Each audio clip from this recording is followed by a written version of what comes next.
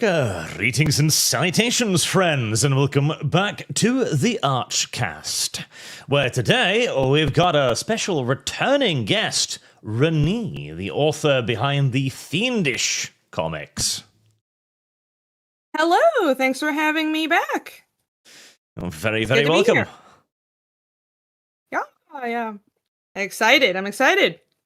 We had you on years and years ago, I remember, when you were launching, was that volume 2? I don't know. I think was it volume 2 or volume 1? It was volume 2. But yeah, I did a side chapter between chapter 2 and 3, which is what's currently live now. This is the chapter 3 campaign. But yeah, it was like 2 or 3 years ago at this point. Oh my gosh. Crazy. Time flies, unfortunately. Yes. Ah. But definitely check that out. There'll be a link in the comment section below, chat. The Fiendish comics. It is of incredible quality. Too much quality, one might argue. My unnecessarily detailed artwork. This is why it takes me like a year or more to put out a book. But yes, if you enjoy fantasy stories, fantasy comics, dark fantasy, and adventure tales, then you might want to check this out. This is a long form fantasy project of mine. I basically planned it to be like the next 15 years of my life, and I went all out with the world building. Like, I built a language for it and everything. You can find out all about all that nerdy stuff on the website. It's fiendishcomic.com. So yeah, and read a free preview and everything. But if it looks interesting to all of you in the chat, the Kickstarter and Indiegogo that Arch has graciously pulled up on screen are both still live, so check it out. Thank you. Yep. And yes, chat, by the way, drawn and written and everything by Renie. Yes, I basically do everything. I do have a interior colorist because I'm too slow at interior colors, and I can't. I am human. I can't do everything, but everything else is by me. The inks, pencils, and the writing is moi. So put a lot of effort into this. I love it. I love what I do. Yes, it's pretty goddamn impressive, honestly.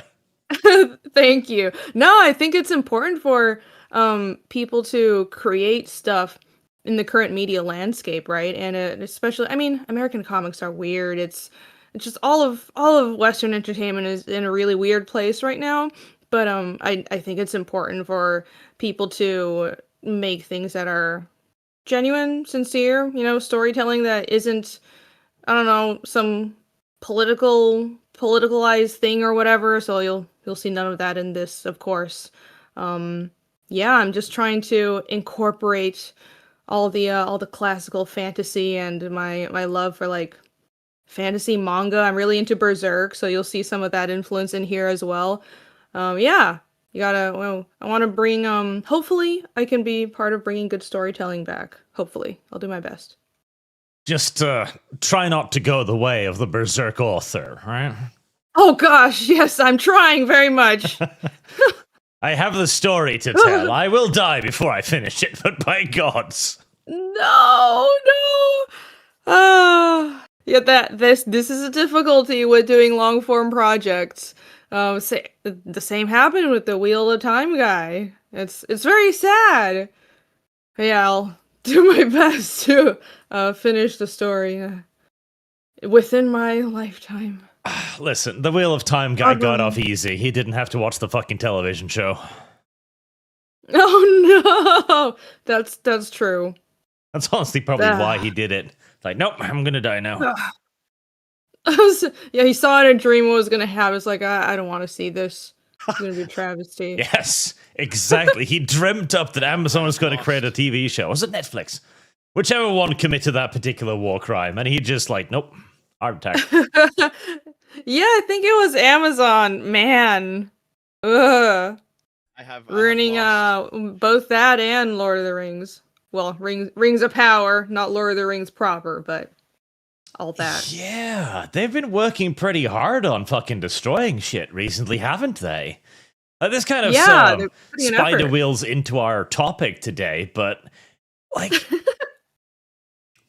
there was this funny thing, right? When the Lord of the Rings trilogy was announced, a lot of people were a little bit skeptical, but majoritively people were quite optimistic, right? Because we lived in an era where we expected things to be at least decent quality, with the occasional disaster. Do you remember Eragon, the dragon movie? Oh, Aragon. Right. Yeah, I do. Aragon. That's the one, yes. That, yeah. So this was a movie. This was after Lord of the Rings, was it, or was it before? God, 2005. Sure. Okay. So I think that was before. Yeah, no, that was after. That must have been after. Lord of the Rings. God, all of this is ancient history now. 2001 to 2003. So yeah, this was after. Yeah. Oh, many of you, chat, will not have heard about this particular fucking monstrosity. But it was a very popular book series, and apparently the books were great, too. I've never heard anybody say anything bad about the books, but the movie, I remember I went to watch this because it was marketed as like the next big thing, the next fantasy epic. It's Lord of the Rings all over again. I'm like, yeah, that sounds great. I went to watch it, and the feeling that remains to this day is just deep-seated fucking confusion. Oh man. It's hard to do good storytelling. It takes a lot of dedication. It's I don't know, especially fantasy. It's not like you just make things up and then it's just it doesn't need to make sense, whatever. No, it's really hard to actually make good movies and stories. Yeah, it's difficult, and I guess we've learned that now at our repeated cost. Yes. But like it again, like the optimism, because I remember even when they first announced the Wheel of Time TV show, I was kind of like, oh my god, Wheel of Time. I don't have time to read the books. I've always kind of wanted to, but there's so many. I'm like, not a chance. So when they announced the TV show, I was kind of excited. Oh, yay, finally I get to, as the tourist I am, get into this as well. And every piece of news was slightly worse than the preceding one. Oh, it was great. What wonderful times we live in. And like, okay, the first season you could kind of excuse it because finding their feet, etc. The first season of Game of Thrones was certainly rough as well in retrospect, and they were trying to keep who the Dragon Reborn was a secret for new fans. So I kind of get why they didn't want him to be prominent, etc. And that's how I coped for a while. And then season 2 came out, and yeah. No, I just don't trust adaptations at all now. It's just, I just don't trust anything in this entire era. I don't actually think anything can be good if it's an adaptation, because there's just this weird thing in Hollywood and anything that's Hollywood adjacent like Netflix, where when they adapt something they have to change it. It's like we have to update it or we have to put our own mark on it. I don't understand that. Like I was just complaining about this in a video that I did, where in the reason manga and anime work so well is because they have faithful adaptations. And they don't change anything when a manga is adapted into anime. But for some reason, in the West, they just have to change things. And, like, even if it's a historical film or a documentary, they have to change how historical people look. They have to, like, race swap people. It's very strange. I don't understand it. It's very self-sabotaging. But yeah, I think we're just in a disastrous place right now. Yes. As of course we've also got the beautiful thing that was the Rings of Power, which is Oh, one of the most expensive and also one of the worst TV shows ever produced somehow. Yeah, this was just unfortunate. Honestly, these adaptations, so with the exception of Witcher Blood Origins. I don't know as much about Wheel of Time. I didn't read the books either, but I do like The Witcher and I do like Lord of the Rings. So like the Witcher TV show is just sad. Blood Origins was funny because it was so bad it was funny. And Rings of Power was also just sad because you can see the budget and how nice everything looked, but it was just wasted on like terrible acting and nonsensical scripting. They spent all this money for no reason, and that genuinely makes me feel bad for the creatives, but also not really because you signed up for it. Yeah, like, okay, Blood Origins was unfucking believably bad. It was really bad. It was, I think I was like, I started watching it. I knew it was bad, but I was like, okay, I need a good laugh. I want to watch it to see how bad it is. And immediately it started, I'm just like, I need a drink just to make this even more entertaining. It was just nothing like The Witcher. It was like Witcher fanfic, but by a middle schooler. And there's it didn't there's you with this on screen, it just reminds me there's this thing with fantasy adaptations now where you can't tell any individual series apart from the other.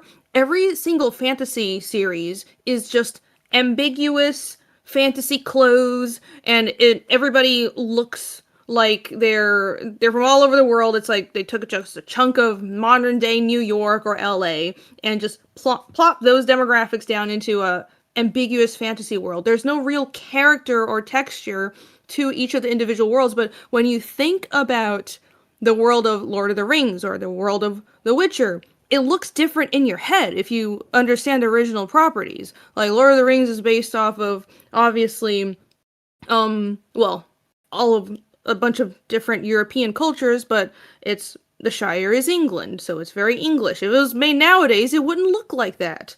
And The Witcher is Polish, but there was nothing Polish in this at all. It's just slop. It's just ambiguous nothingness. Yes, like ambiguous nothingness. That is a thing that has just become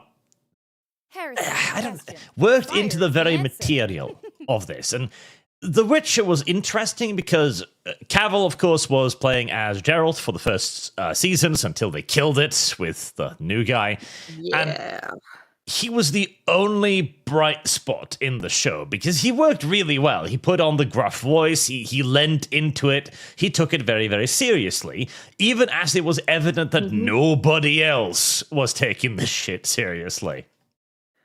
Yeah, no, he was really good. And no, it's such a travesty that they just don't know what's good for them. They had someone that understood the property that could have helped make it better. I mean, the way he was treating The Witcher, and I mean, I don't know anything about Warhammer, but I know that's what he's working on now, and I've been hearing about him just staying up all night editing the script and the lore, and I'm like, that's the kind of actor that you want, and that's the kind of actor you want to put ahead of all the other henpecking busybodies on the show that would try to tell the director what to do, and now you have to do this or this because that's what the audience wants, even though they have no idea what the audience actually wants. Someone like Henry does because he's a fan, and all the actors, most of the actors on the Lord of the Rings movies, were like him. And if they weren't familiar with Tolkien's property, they deferred to the actors and the people on set who intimately knew Lord of the Rings. It's like, it's just sad that they can't cherish talent like that. They don't know what's good for them, even when they have it. So I agree. Henry was like the only good thing about the TV show. But even season 1, you can kind of tell he was doing his best, but everyone else around him was trying to push for like well, let's make this more about Yennefer, and she's the girl boss, and it's insufferable. I hated it. I love Yennefer's character in the games, and she was insufferable in the show. Yes, and a lot of this too is just how they present it. Because as you mentioned, like anime and manga, recent massive successes were the Demon Slayer movies, the Infinite Castle and the Mugen Train, which, amusingly enough, both mean infinite, but for some reason they decided to not use the word infinite twice in Japanese. Yeah. Probably because it sounds silly. Yeah, I don't know. There's a lot of infinite. I noticed that too, but whatever. Never mind that. But both of these were just adopted to be the manga, in essence, in animated format, and they look beautiful too. Like, they're made by people who give a shit about these things. Yes, exactly.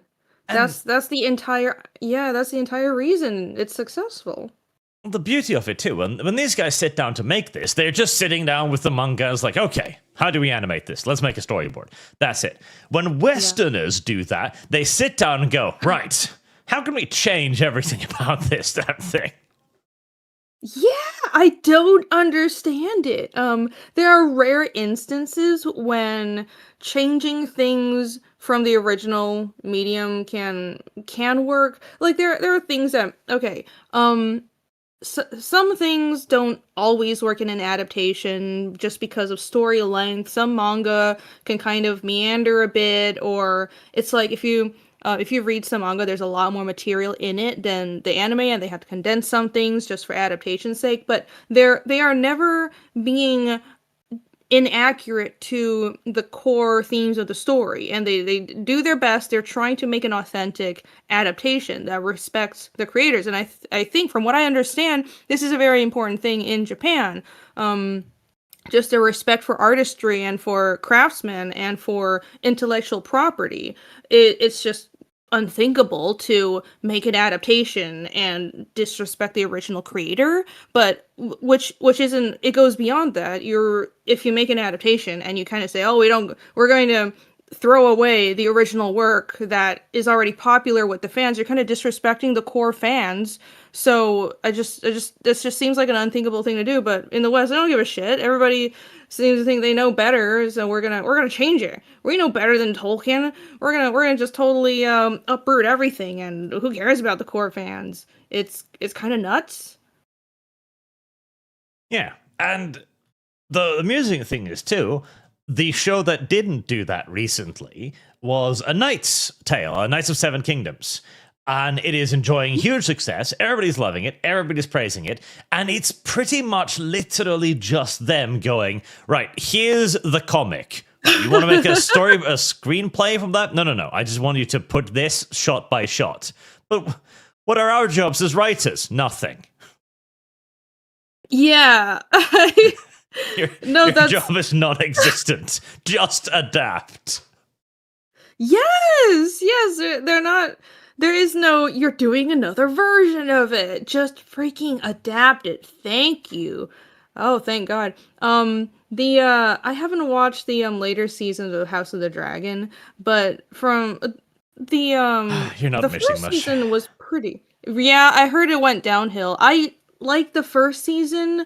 It the thing though with the original material, it wasn't that detailed, but in the characterization and the spirit of it were relatively accurate, at least starting out. It seems really strange with it. I'm hoping United of Seven Kingdoms doesn't go the same way, where it just seems like this is like the third time they've tried to adapt something by George R. R. Martin, and it starts out great. I like the beginning seasons of the Game of Thrones show, and then it just goes downhill, and I don't know why this is the case. But I hope they actually continue being authentic to the original books. They're probably going to fuck it up, because you can already see elements of the cancer sneaking in. Like, they have once again returned to the you can't see shit way of making entertainment. Oh, God. The color! Have you heard of color? It's terrible. Yeah, everything is brown and ambiguous. The reason I like the filming of House of the Dragon was because there was some color in there.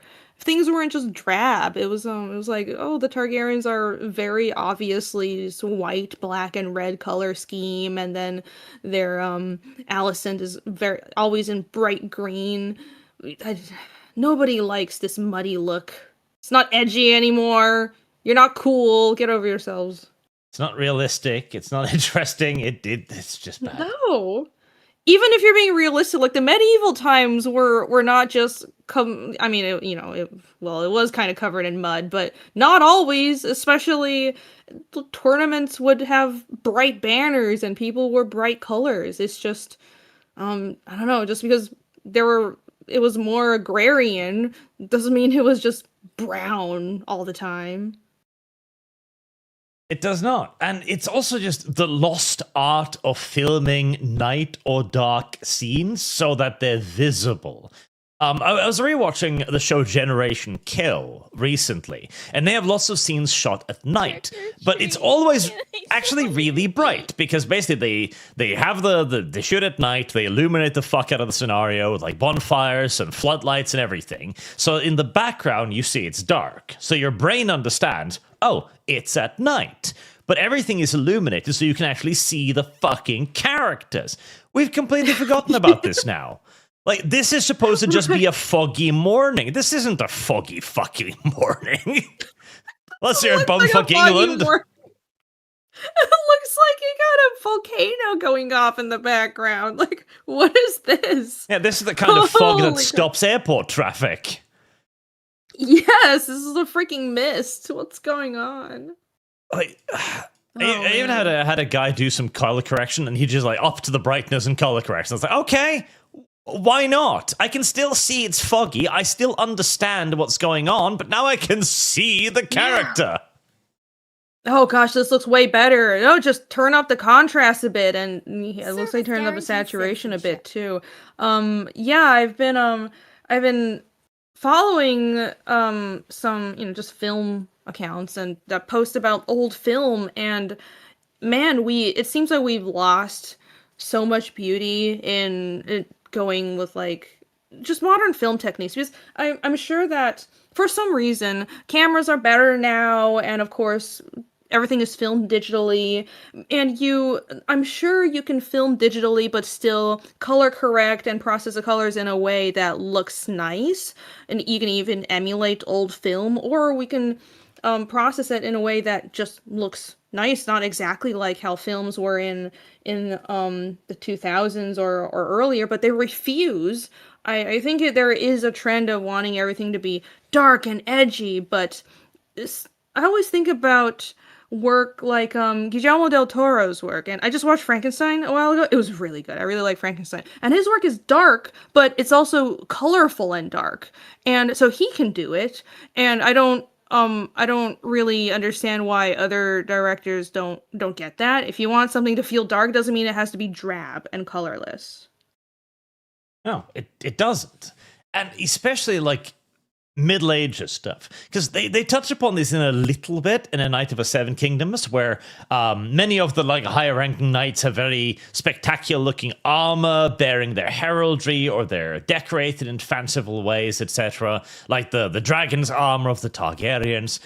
But even this is subtle compared to what they actually used to do. Like, they covered their armor in tabards of bright colors because these were status symbols. It was, hey, look at me, I'm fucking rich.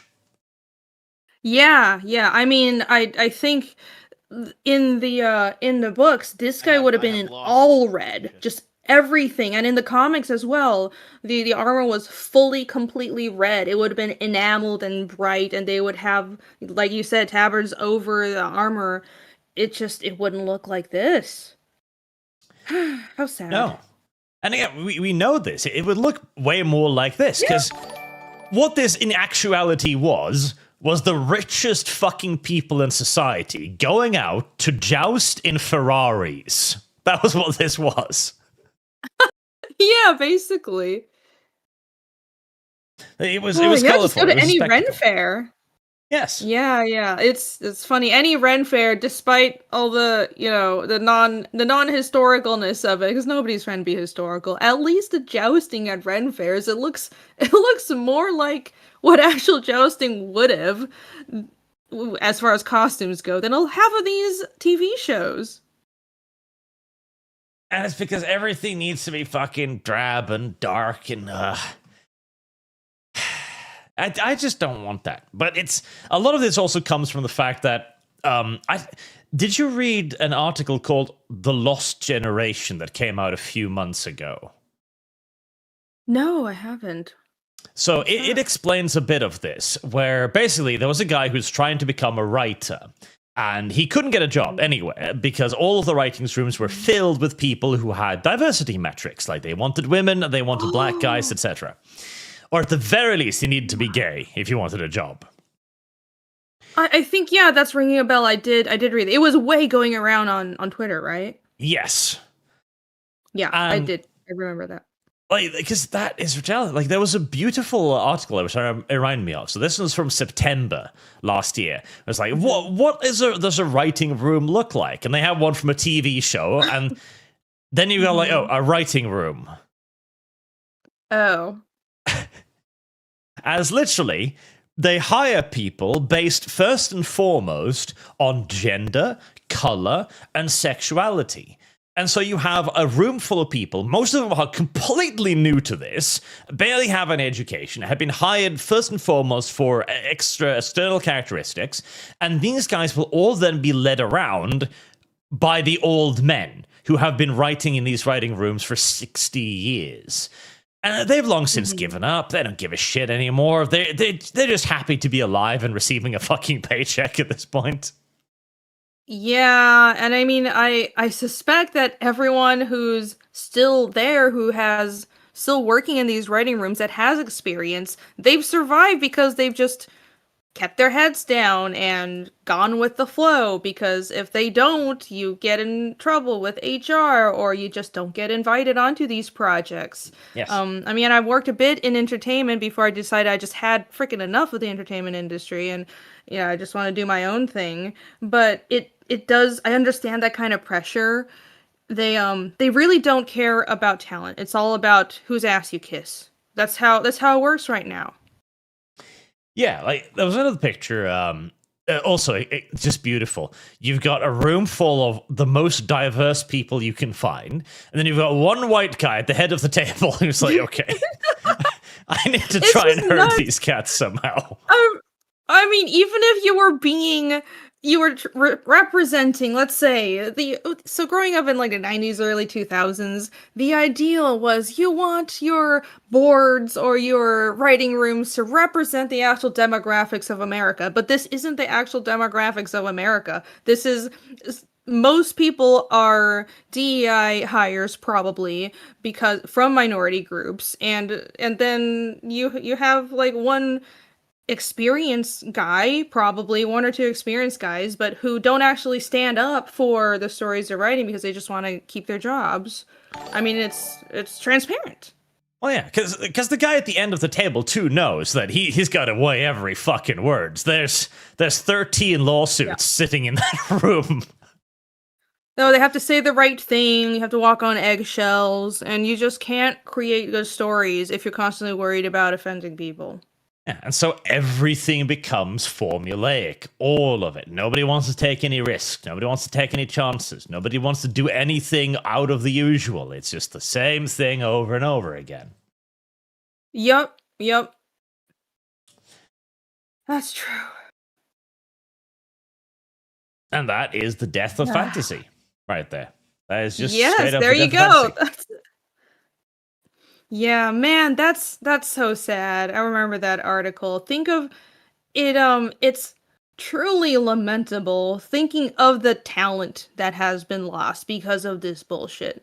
Think about the talent, and especially the creative talent, but just in all sectors, the people who actually were good at what they do and got pushed out just because they, I don't know, they weren't agreeable little bitches. And they could have made amazing stuff, but well, the HR class didn't like them because they wouldn't listen and be obedient, so they don't ever get opportunities to work on things. Is it any wonder why American media is suffering, why adaptations are terrible, why Netflix adaptations are like have a bad reputation? It's man, it's just really sad. The talent is there, but the system is not fostering it. It is not.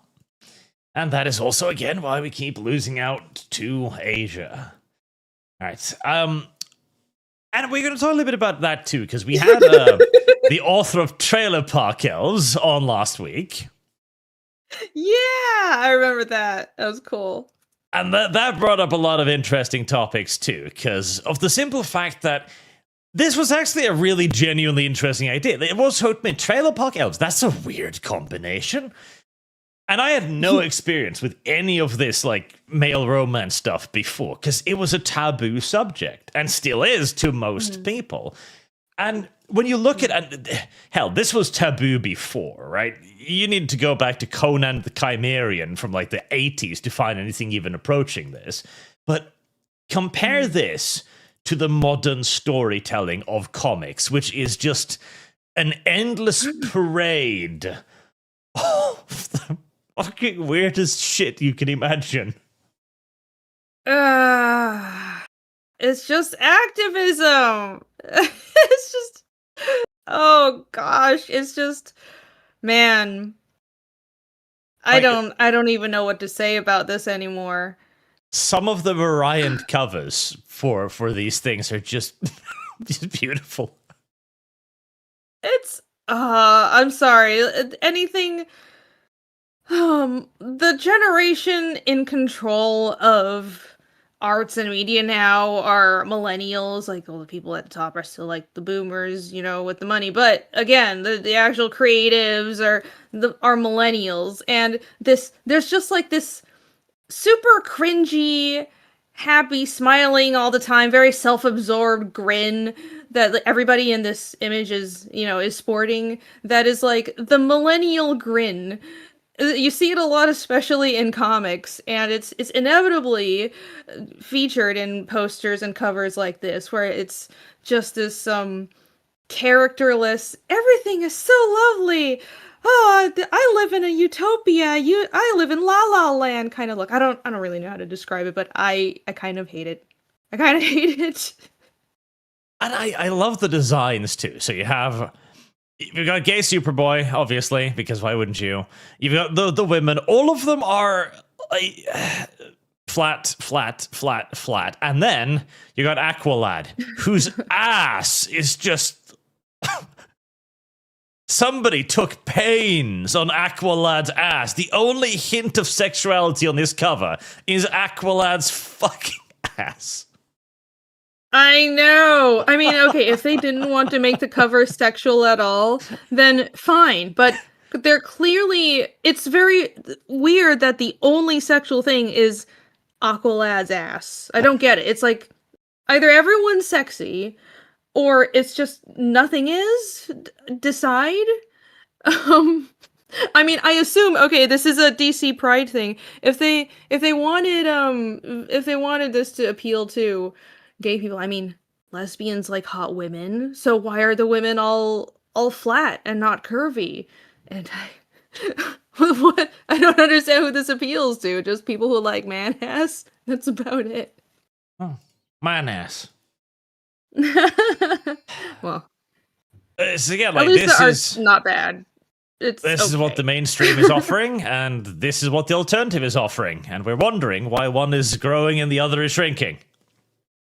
No, it really does matter. Yeah, I think if you talk about wanting games or media to just, or comics to have sexy characters, especially sexy women. Like, let's be honest, the main thing that they're taking away from us are attractive women, and it's you'll be accused of, well, you just want to goon. But well, here's the thing, I like seeing attractive women in my media, and I'm not into women, but it's an aspirational thing. And I couldn't help but feel like this is the removal of attractive women and femininity is it's like a psyop to take away aspirational characters, because that's what beautiful women should be. Beautiful female characters should be for women. And that we've gotten female characters that are bitchy and unlikable, like Captain Marvel, but we didn't get, they deprived us of a Black Widow movie until it was too late, and that turned out shit anyways. It's, I think it's just a giant psyop to take away what's aspirational and fun for what's aspirational for women and what's fun for men. Yes, it is literally just a sort of long-term slow suicide that the industry seems utterly unwilling to stop. Yeah, and like, sex sells. It doesn't have to be just goonerism, but beautiful people in media sells, on top of good writing and good stories. But right now we have neither. So nothing sells. You wonder why. We have neither. I remember a particularly beautiful example from a couple of years ago. Oh my god. These okay. Like, somebody I'm at a thought they were loss for being words. very clever whilst they were writing this. Having gone to art school and known many of the millennials that would write stuff like this, I have to say, with all due respect, these people do not live in the real world. That's something that I've noticed. I think we have a generation of primarily, especially Americans, who really have had it very good, but don't know they've had it really good, and and have basically afforded to live in La La Land their whole lives, and they think that what they're, all this manufactured political struggle is like the greatest struggle that's ever existed, but they have no idea what hardship actually is. They don't have an understanding of how humans actually work, and you can't write good stories if you don't have genuine life experiences and you don't understand people. But that's what we have in Hollywood, comics, gaming. There's a lot of people that don't have genuine life experiences, that don't understand how people work, don't understand human relationships, gender dynamics, the reality of the human experience. But they think they do. They think they're hot shit when they're really not. You have to be humble as a creator and understand that you have a lot to learn, and it's the effort in learning that drives you to create and get better. And if you don't have that drive to learn and get better, you can't create anything good. You never improve as an artist. At least that's what I see.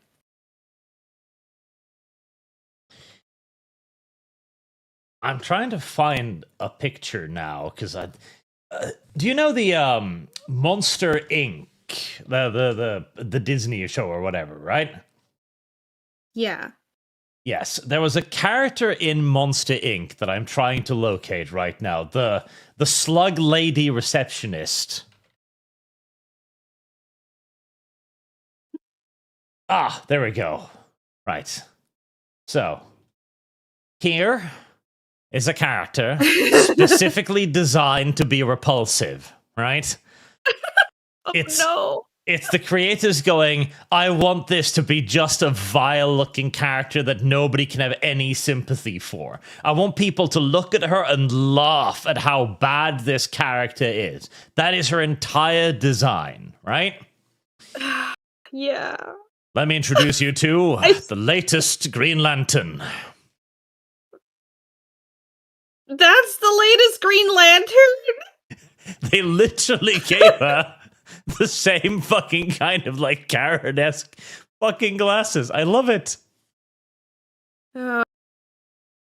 Well, at least the art's nice. Yeah, the art is the only saving grace. It slowly gets worse as the thing goes on.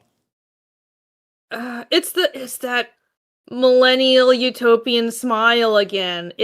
I don't know why it bothers me so much. I think it reminds me of like Soviet propaganda art, basically. That's the feeling that I get, where everyone just has this plastic smile. I don't know if that's making any sense. I've never taken a deep dive into this, but it really weirds me out. Yeah, But yes, those are some Karen glasses. the glasses, the hair too, somehow. Oh gosh, it is. Oh, that's unfortunate. It's really weird how we arrived at this point. It's genuinely fucking weird how we got here. Well, at least she's in shape and looks like a normal woman who's taking care of herself, other than the Karen glasses. At That's least there's true. that. We still have relatively few fat superheroes. That's something. Yeah, yeah. I mean, if they really wanted to be inclusive, they would make everybody completely out of shape. So, chop chop. Why don't we get that? Come on, let's commit to the bit. Except for the men, I guess. As we already looked at Aqualod's ass, but another variant cover. What is happening? This disturbs me because the art style looks like something for kids. But then you have the guy with that's Nightwing, you right? have Like, why? Ass. I'm so confused. That's just today. Okay then. Welcome, chat, to today. Enjoy. Yeah. I'm glad they're having fun creating this, even though this isn't made for anybody. At least they're having fun. I'm happy for them, but I will not be reading it. No, thank you. I mean, catch up on a few of the super chats as well, so I'm sure also people are wondering where the other co-host is. As normally, I have Lum with me, but she's dead today, apparently. No! Presumably run over in traffic, I can bet hope. No! Stay with us. Come back. Sound to him. Art is late and gay again. Shame on Art. Not my fault. I was waiting for Lum. Laying on Lum. Tanushi, put the footfish in the jar and fill it with whole milk and carrion bee honey. Jesus. Huh. It gets worse. Oh my. Brian H. Did either of you go see Lord of the Rings in theaters recently? It was not running over here in Norway. Otherwise, I think I actually might have. Ah, no, I haven't. That's a good idea. Might do that. Aww. Sir Kirpo. Seen Kyle points up with right hand. Kyle? Right hand? What? God, no. Hello, Renie. What is your favorite gun? And any advice on posting comics online? I want to draw some, but I don't know where to start. No, where to start? My oh my. My favorite gun. I don't know much about guns. I own a little Ruger. Desert Eagles are pretty cool, but I'm not a big gun nerd. I just have what I need to defend myself like a good American. What was the other question? About posting comics online. Yeah, okay. So, well, comics, right? Comics or art. I would say Twitter is actually a pretty good place for getting your art out there, just simply because most of the entire world is on the platform.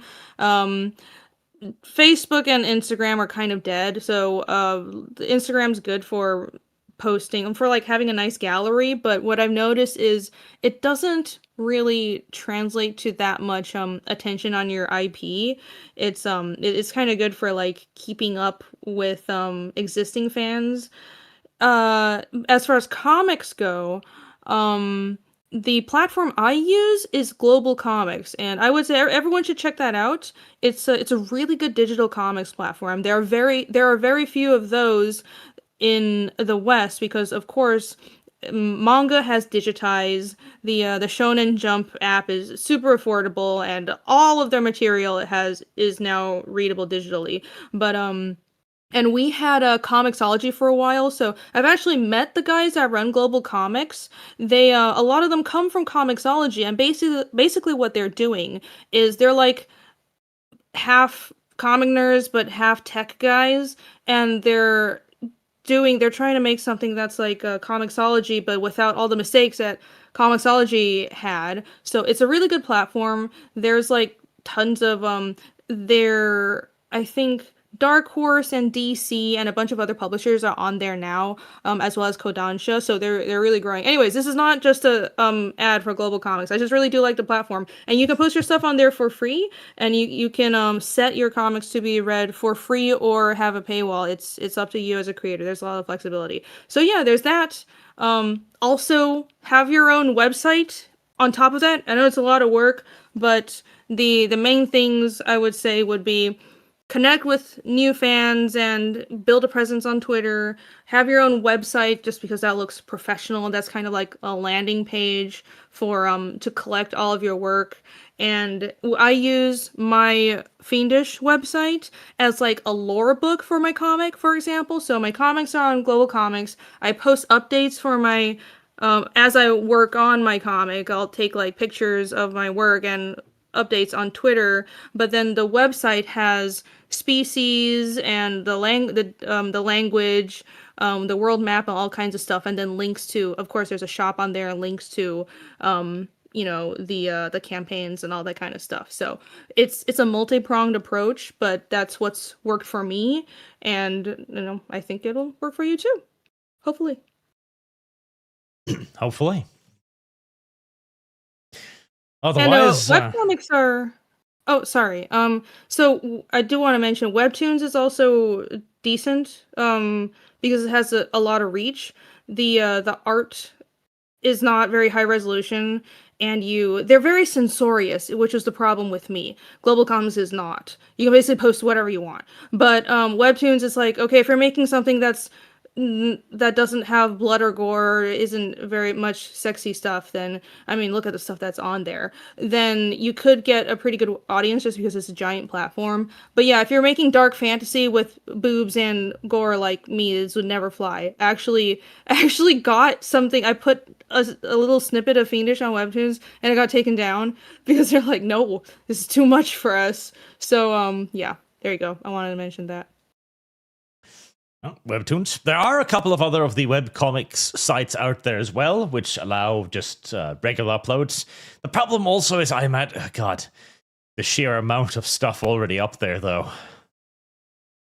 Yeah, that's true. Well, that's why it's the strategy isn't to put something on one of these websites and have that be all your eggs in one basket. You don't want all your eggs to be in one basket. You want to use Twitter, Twitter is like the dynamic platform where you can get new followers, and use Twitter to direct them to your Webtoons or your Global Comics, or Tapas is another one. I think that's what works. And if you have the time and energy for it, YouTube is pretty good as well, doing like drawing streams or posting about your your comic on YouTube. That seems to work pretty well. But yeah, the thought process is you need something that is more like audience engagement based, like YouTube or Twitter, and use those platforms to drive new readers to the actual comics hosting site. Yep. Because as with all things, you're going to have to start from nothing and compete against furry webcomics that have been running for 20 years. Yep, that's how it is. It'll make you stronger. Zub, thank you. Renie, the Iron Age cometh. Yes! I like that name. The Iron Age. Huzzah! Marine Alva, American comics? Oh, you mean American communist propaganda? Yeah, they're weird. Oh, gosh. They unironically are weird, yes. Yeah. The only good thing I've seen, I haven't really been keeping up with it. I guess the absolute stuff that's coming out now isn't commie propaganda. Like, it's decent. I'm glad there's still some decent stuff coming out now, but there's just it's not about in totality. It's all, what Arch had pulled up on screen. It's about how much of it there exists. It's there's a lot of commie propaganda and DEI slop. It's terrible. And the absolute series too, like Absolute Superman, the S now stands for worker. It's like, it is actually commie propaganda, fucking Absolute Superman. Absolute Batman is better. It's still very much so rages against imaginary foes, but at least it's better. I prefer the Wonder Woman one because that one's pretty good, because that one doesn't really talk about anything. Somehow Wonder Woman knows what the military-industrial complex is and doesn't like that, but okay, well, something. Well, yeah. No, that's the one that I've read, and the Absolute Wonder Woman is not terrible. But I didn't know the Superman one was that. What? How does that stand for workers? Quay? Well, he's a worker, and the S itself just literally means worker. It's the Kryptonian sign for worker. And the capitalist elites destroyed Krypton, and the workers tried to stop them, but they couldn't. And Brainiac is basically like a mega corporation guy in this universe, so he's capitalism. That's retarded. Yes, it is. Well, I'll pass on that. So that one's Art's a bit nice, though. Bit sad. Yeah. McKenna's on duty. Aragon is literally just high fantasy Star Wars, the original trilogy. Also played Darkwood. I might eventually. Renova, fight for Cyberstan. I can't wait to see what they do with the Helldivers movie.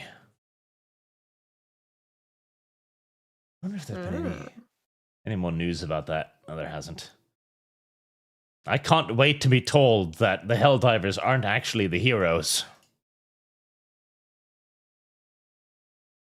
Marina Alval, just appreciate we are at the period of Helldivers where we get that slightly confused fan film for Liberty, and not yet at the TV adaptation. Don't worry. Soon.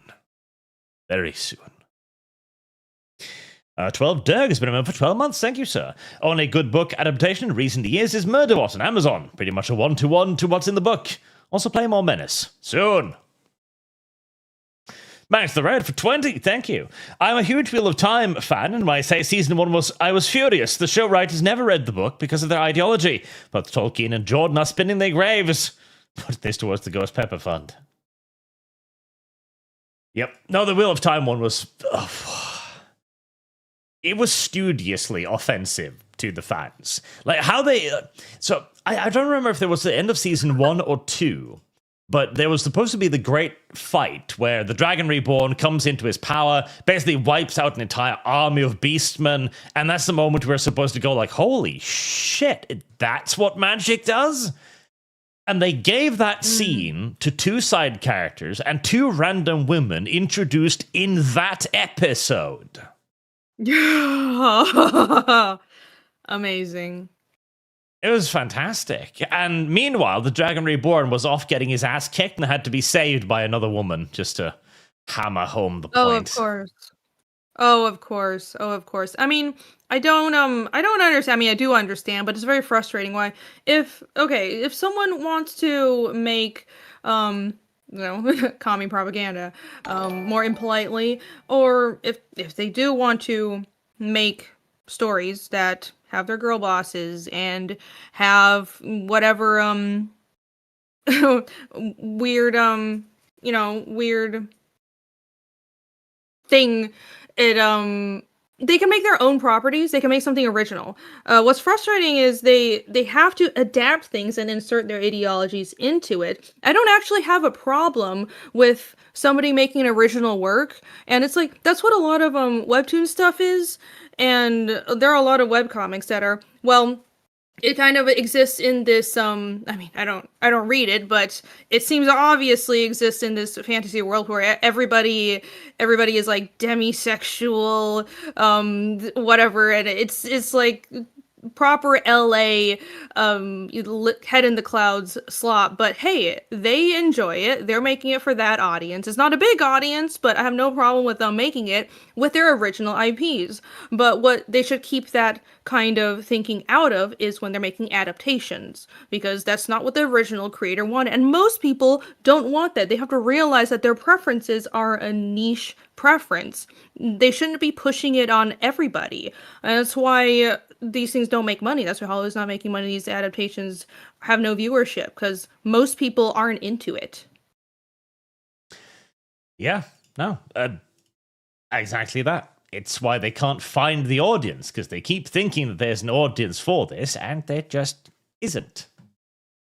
No, I'm sorry. You can't force the rest of normal society to be into your polyamorous, demisexual, whatever, harem stuff. Like, that's a niche audience. Just settle with that. It's fine.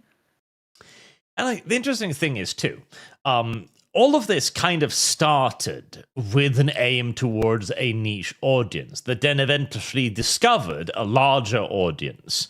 Everyone knows, for example, the story that Batman started out in Detective Comics, because that was the big thing. Everybody was into Detective Comics. And then somebody was like, what if we put a detective in a mask that thinks he's a bat? For some reason, people loved that. Well,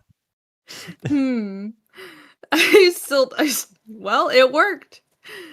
It did. Like, that was one of the moments when they didn't try for the wider audience. They discovered it by accident, in essence. And suddenly people are, oh god, well, this took off. Meanwhile, now we're trying so hard to create the wider audience. And it's not happening. It's not having any success. We need, if anything, to start returning to an age of more nicheified stuff to try and rediscover the audiences once lost. And I mean, that's basically what manga is doing. Manga is just, as an umbrella term, it's fucking everything. There are cooking mangas, there are fucking fishing mangas, there are superhero mangas, there are football mangas. It's literally everything. Yeah, manga is the key difference. Well, like I was just talking about this on my channel, so this is prime discussion. The one of the key differences between manga and American comics is manga is a medium, it's not a genre, but American comics is treated like a genre. When you say American comics, you think superhero comics. It doesn't have to be that way, and I think if we want American comics to start selling more, the one thing that can be done is to treat American comics like a medium. Large publishers should open imprints, like they're bringing back Vertigo, but there should be other imprints where Vertigo's the dark stuff, but have an imprint for romance, have an imprint for fantasy stuff, and then the superhero stuff is just one branch of comics that you don't touch. I think part of the problem is they're trying to, for example, appeal to women. In manga, if you want to appeal to women, you make shoujo or josei. You make different comics that appeal to women. But in American comics, they change what already exists.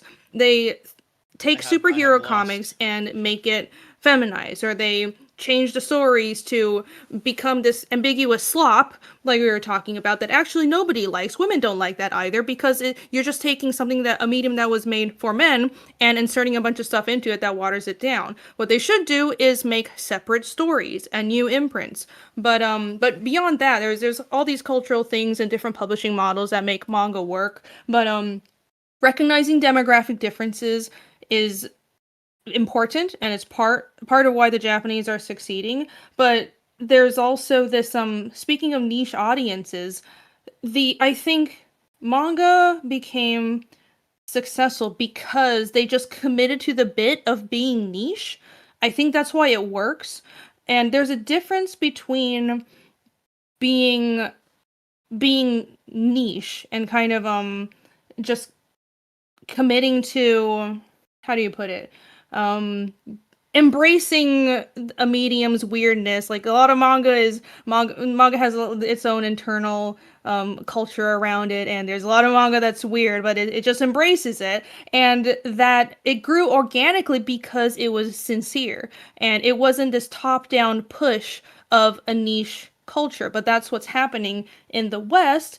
It's this top-down forcing of niche cultures on everybody instead of it organically growing from like sincerely created stories, and people would be into it because this is so unique and strange. People like manga because it's unique and it's from a foreign culture, and it's something that's new and different. People aren't opposed to reading things that aren't different and aren't what they're used to. It just they don't like it being forced on them, is how I see it, and that's what we're dealing with.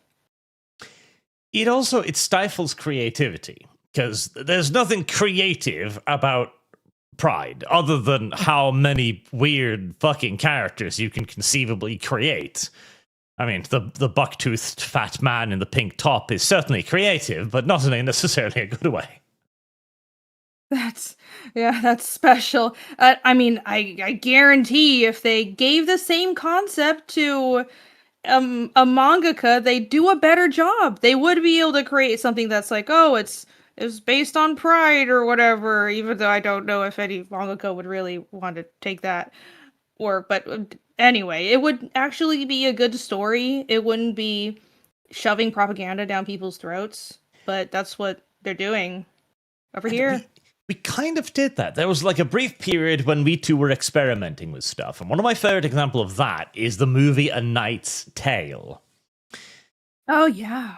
So, A Knight's Tale was this crazy idea that somebody in a fugue state came up with.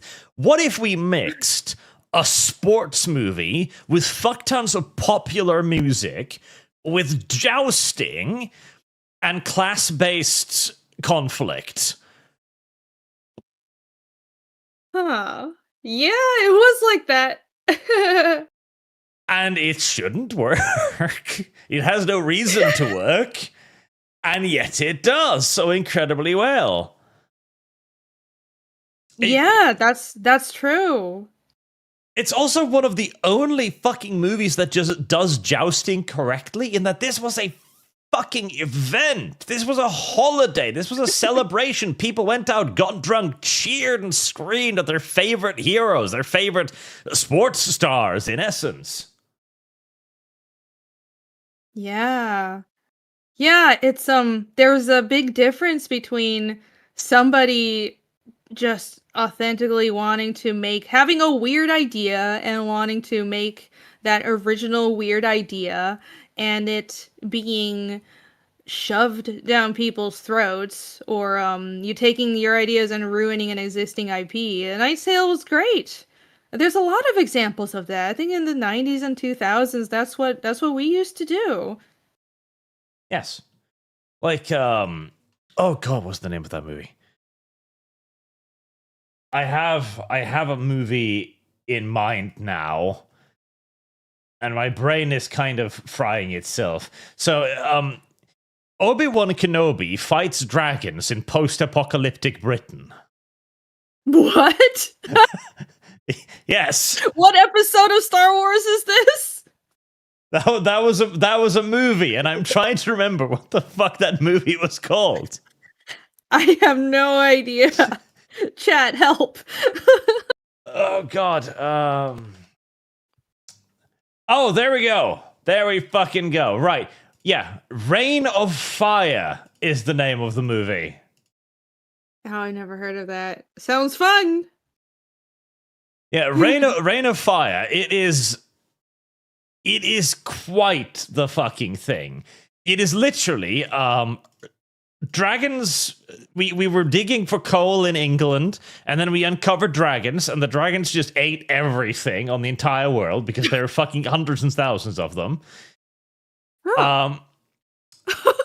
And eventually, like, humanity begins to fight back against the dragons when Matthew McConaughey plays a fucking batshit insane American who tries to fight a dragon with axes. Oh, that's great. And their primary means of killing them is like people parachuting out of helicopters to bait the dragons in as they do like fucking no-shoot Halo dives and crazy shit. It is just the most insane movie ever fucking put to film. And this is a B movie. That's nuts. So they had Christian chat saying it was Christian Bale. Yeah, that's him. That's nuts. Well, prime example of a crazy fucking weird idea that somebody decided to make, but it's original. They're not, I don't know, taking Star Wars and putting dragons into it or something. And I mean, I haven't seen it, but it sounds like it was pretty entertaining. Oh yeah, like you've got Gerard Butler into there, Christian Bale, Matthew McConaughey, and they're just this was a movie with basically no budget thrown out there, and it received awful reviews at the time because again, people today can't fathom that this shit was our slop. Okay, yeah. Like, it's genuinely insane, but this was slop in the early 2000s. We didn't know how good we had it. We had no fucking idea. We genuinely had no goddamn idea. The good old days. Let's go back, please. Navi Naman for $50 on Streamlabs. Thank you very much, sir. I'm too drunk to ingest or care about anything right now, but here's 50 for Dragon Commander. Prove you how it takes to be a regular abortion. The undead. Oh no. I don't know where the fuck we went so incredibly wrong with our entertainment. It must have been somewhere in the 2010s, I think, was when we just lost everything. Yeah. I remember reading someone breaking down, well, when did things start going downhill? And I think the marker was like 2011 or 2014. That sounds about right. It's been a little over 10 years, about 10 or 15 years of this at this point. So, yeah, I do think that the way everything happened, this all these cultural movements took over was it was basically hapless old people who had the money in Hollywood. They were convinced by activists and all these HR people, this is what will sell, this is totally what the audience wants, and they bought into it. Because this stuff is cloaked in nice words. Everything is cloaked in nice words. Let's empower women, or we want to be more tolerant, so we want to be more inclusive. But really, it's what it is doing, it's an attempt to water down your media and your culture, but it's just put in nice terms, and before you know it, you're ruining your own entertainment. But they fell for it. That's how it happened. Yeah, we just had a very different understanding of entertainment back then. And it's really weird to look back at, especially the movies that were like flops for their time. Because it really goes quite some distance to show just how we did not understand. We had no fucking understanding of what was and wasn't good. Like, this is part of the reason why the prequels for Star Wars were so utterly lambasted back then. Or there's a movie, The Sum of All Fears. So this is 2002. IMDb rate 6.5, like mediocre slop movie. It's really fucking good. Like, it's stupidly fucking good. And you watch it today and you're like, how the fuck did we hate this? Oh, man. Yeah, we really didn't know how good we had it. No, we had no idea. It's sad. If when I have kids, they're definitely going to be raised on older entertainment, just because it's all slop coming out now. There's some good stuff, but not really. Slut. There's rare gems in the slop. Yeah, like they're the exceptions rather than the rule now. Yeah, and I think even without the activism and the propaganda, that's not the only problem. Even though that, and I do think that's mildly petering out a little bit. Not really. I think it's more just this background radiation because most millennials they're just communists in America. But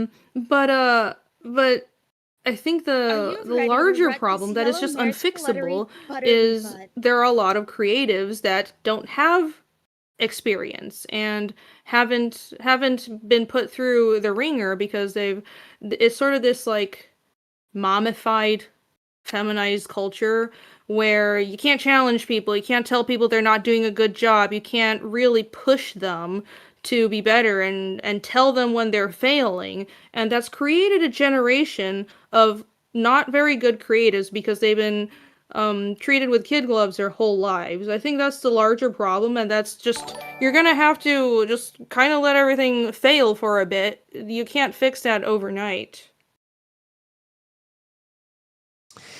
Yeah, and I also wonder if there isn't.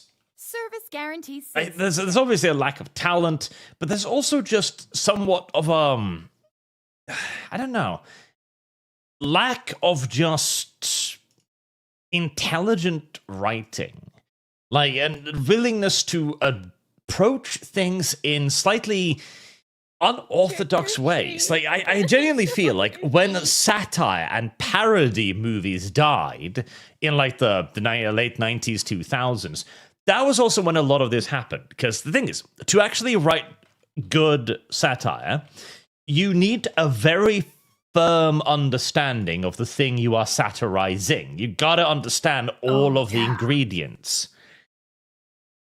Yeah. Yeah, Team America. That was the last good one we had. Yes, and God, that is ages ago now. I know. It's so long ago. Team It was America so World good. Police That's what- 2004.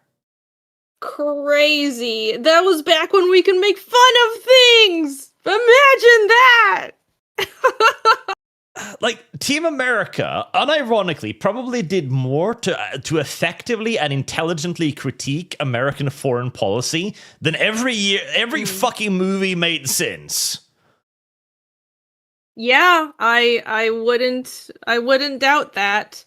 If they tried to make that a movie criticizing war or American foreign policy now, it would just be done sloppily in a way that doesn't have an understanding of the actual issues. And I think you hit it on the nose where to make satire and comedy, it's really hard to make comedy.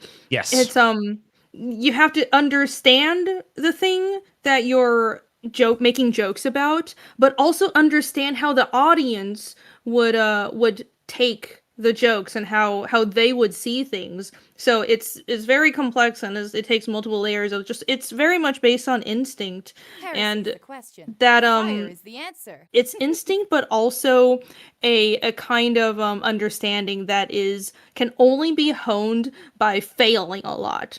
And as anybody who is good at comedy, they learn to be funny and to write comedy by telling a lot of bad jokes until they understood what people like and how to lambast and make fun of event and think on your feet. And that takes hard work and experience and failure. And people who are creating media now haven't been put through that. Yes, it's also guaranteed citizenship. The stuff that creates parody, like the famous Hot Shot series too, is a love for the subject. Like you've got to watch Rambo back to back to come up with Hot Shots and start figuring this stuff out. Because it's all like in jokes and little like making fun of it. It comes from a place of love. It feels like a bunch of guys sitting around the table mocking all of the individual ways in which these movies make no sense. And it genuinely also it comes from a place of genuine respect for the thing. Mm-hmm. Unlike like now, you've got shit like Starfleet Academy, written by people who claim to love Star Trek. Oh, I really like Star Trek. What am I going to do? I'm going to put a bunch of random teenagers in a room. We've got Muslims in the background, because that's still a thing. We have the black bisexual non-violent Klingon. We have a 4-month-year-old hologram. We have a literal criminal. Oh god. They don't, so when they say they like a property, they don't actually like a property. They don't like Star Trek, they don't like Star Wars, they don't like Lord of the Rings. What they like is its success. They like how successful it is and they want to use it. So they'll never say it, but that's what activists do. It's all wordplay. They don't say what they mean. It's all manipulative language. So we just have to stop believing them when they say, "Oh, we're such a big fan of this thing. We really care about it." No, you don't. You like that it's successful and you want to use it for your own purposes. Yes, I would like to use this loud hailer for my politics. Thank you very much. Yep. And, the worst part to it is, okay, you could kind of do, like, Starfleet Academy would honestly work incredibly well as a fucking parody on Star Trek. Like, yeah, let's have, that's what this feels like, right? Okay, Star Trek Fleet Academy, pitch it as a parody. You have the non-violent gay Klingon. Oh, okay, I'm on board. That's the exact opposite of every Klingon ever. Cool. What else you got for me? Well, you know how we made like a sentient hologram in that one episode, and it took like years for the crew to be like, "Oh, I recognize you as human now." What if we just have like a 4-month-year-old idiot that has no knowledge whatsoever and acts like a child all the time to make fun of that point? Yeah.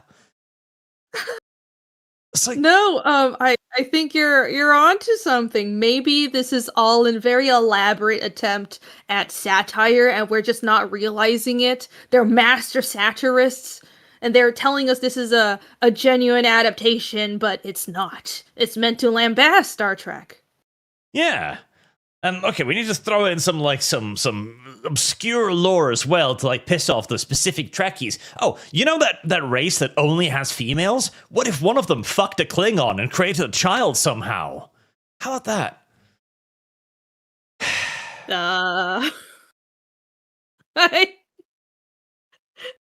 What'd you say? And just as a piss take, let's introduce an active criminal that we're introduced to committing multiple crimes, violence, assaults, and a history of cyber crimes, and let's put him in Starfleet. Amazing. The entire show feels like a mockery of everything that came before it. We live in dark times indeed. Like, we don't live in just dark times. We live in times where I look back at American Pie and think to myself, that was a surprisingly clever political satire. You ignorant slut. Oh my gosh. Just God. Wait, how is American Pie political satire? Oh, it absolutely is. Like, remember, his dad is Jewish. Oh, I didn't remember that. His dad is like the weird conformist Jewish preacher who sits in the room with him staring at the pie with a hole in it like, son, we need to talk.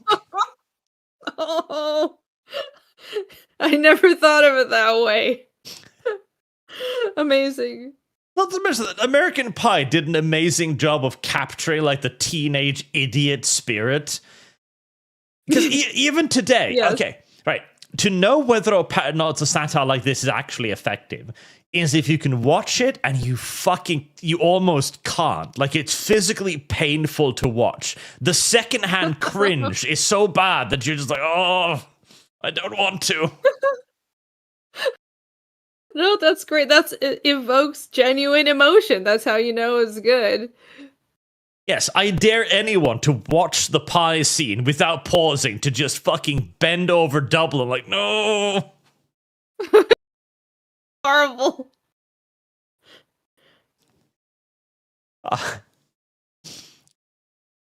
Like I said, our slop is today's gold standard. Yeah, the good old days. A couple more. Tanushi, everything is brown and ambiguous. That's the overall plan. Yes. To make the argument was like, okay, representation for entertainment to reflect reality. And maybe that was at once upon a time the point, but now, entertainment doesn't represent reality. It represents a tiny sliver of the Californian populace.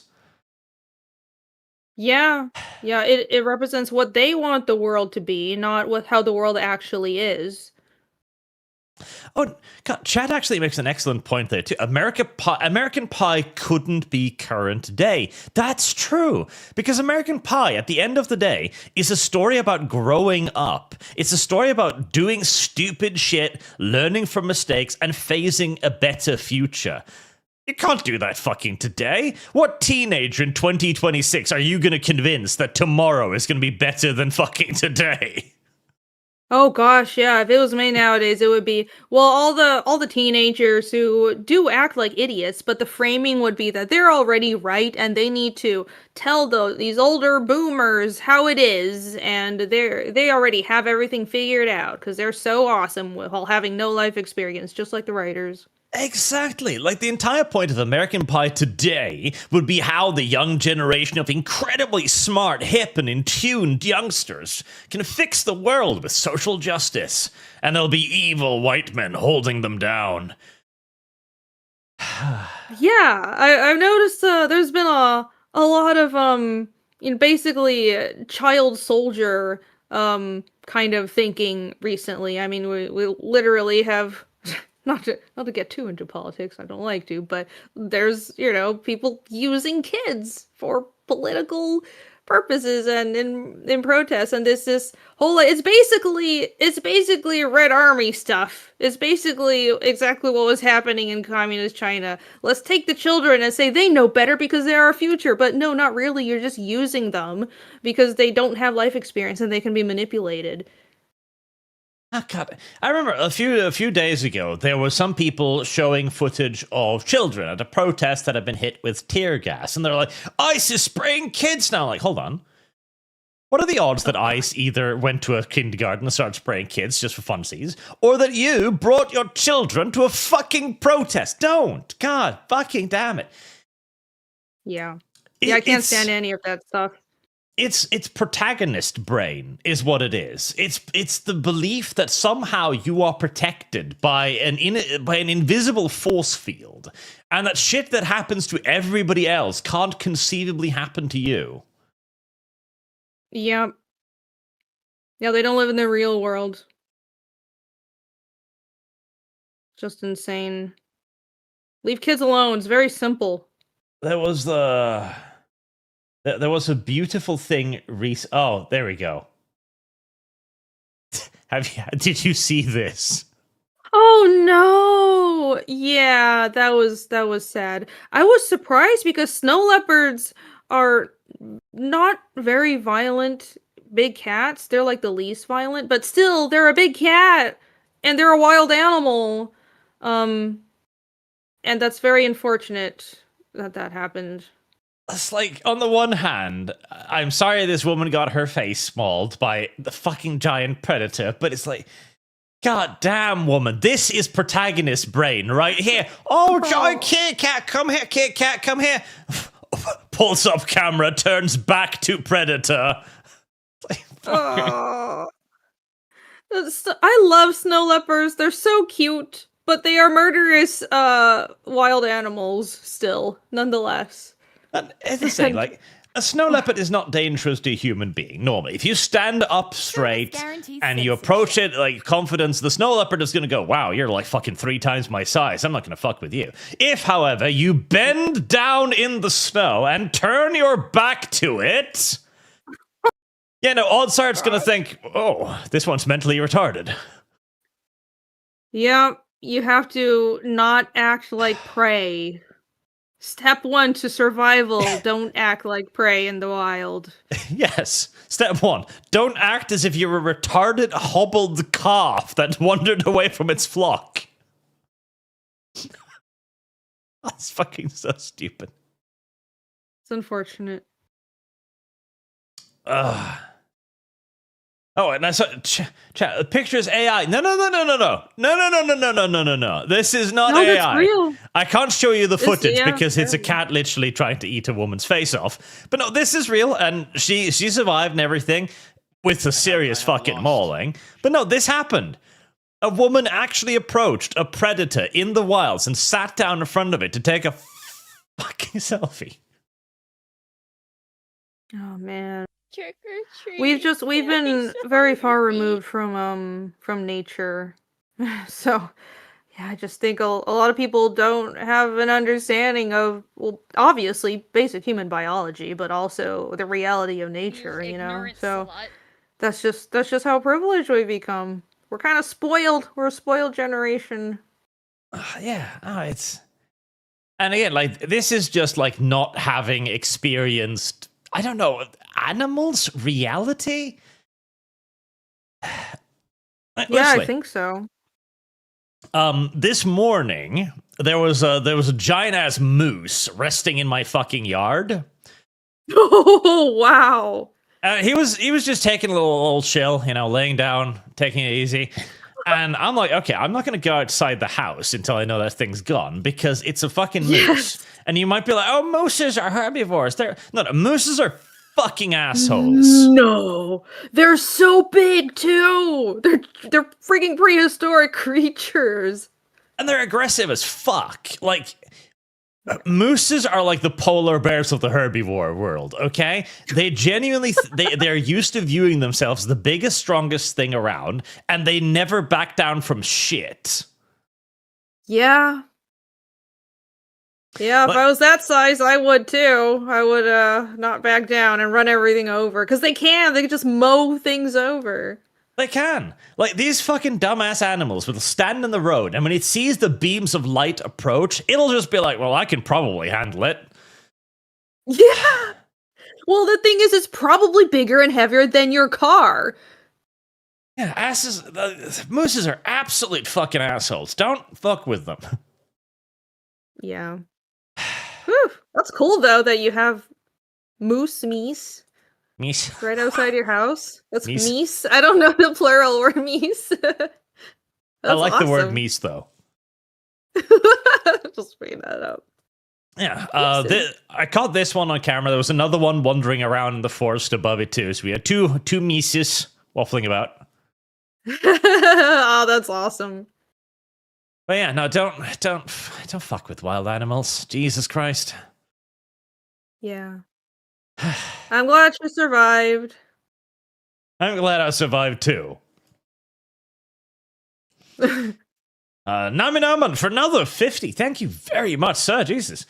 Fix your dyslexia. Have not 50 Dragon Commander. How will you enforce same-sex dwarf marriages, Arx? I will not fix my dyslexia. It is a part of my being. One I quite appreciate, actually.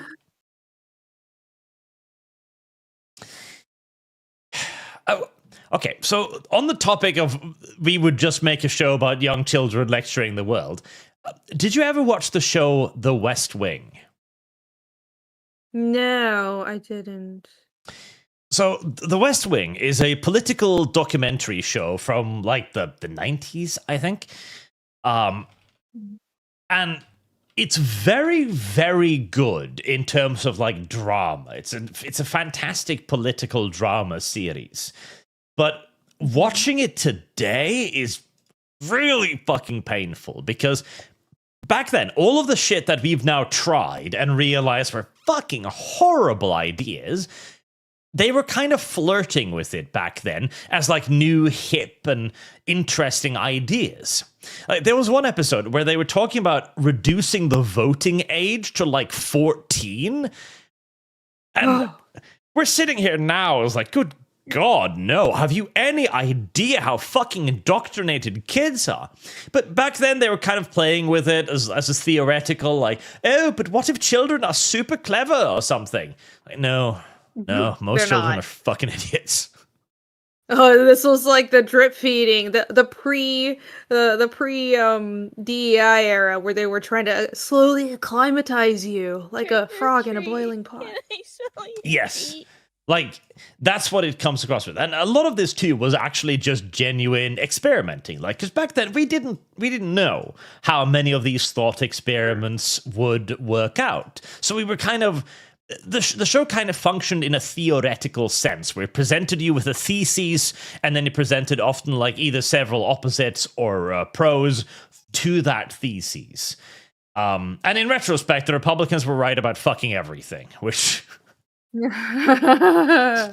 God. Yeah, I mean it's theoretical, but it's also really not. It's not like people haven't tried this before. I mean, there's communist China, there's plenty of fiction, there's Orwell, there's all of that good stuff. There's Huxley. So we've thought through this, and there are guidebooks and real world examples of how it fails, but for some reason, because they learned how to dress up these crazy ideologies in a way that specifically is targeted at the weak points of Western culture, because we have to be empathetic, and that makes everybody weak, and throw logic out the window. They managed to destroy our entertainment and also real society.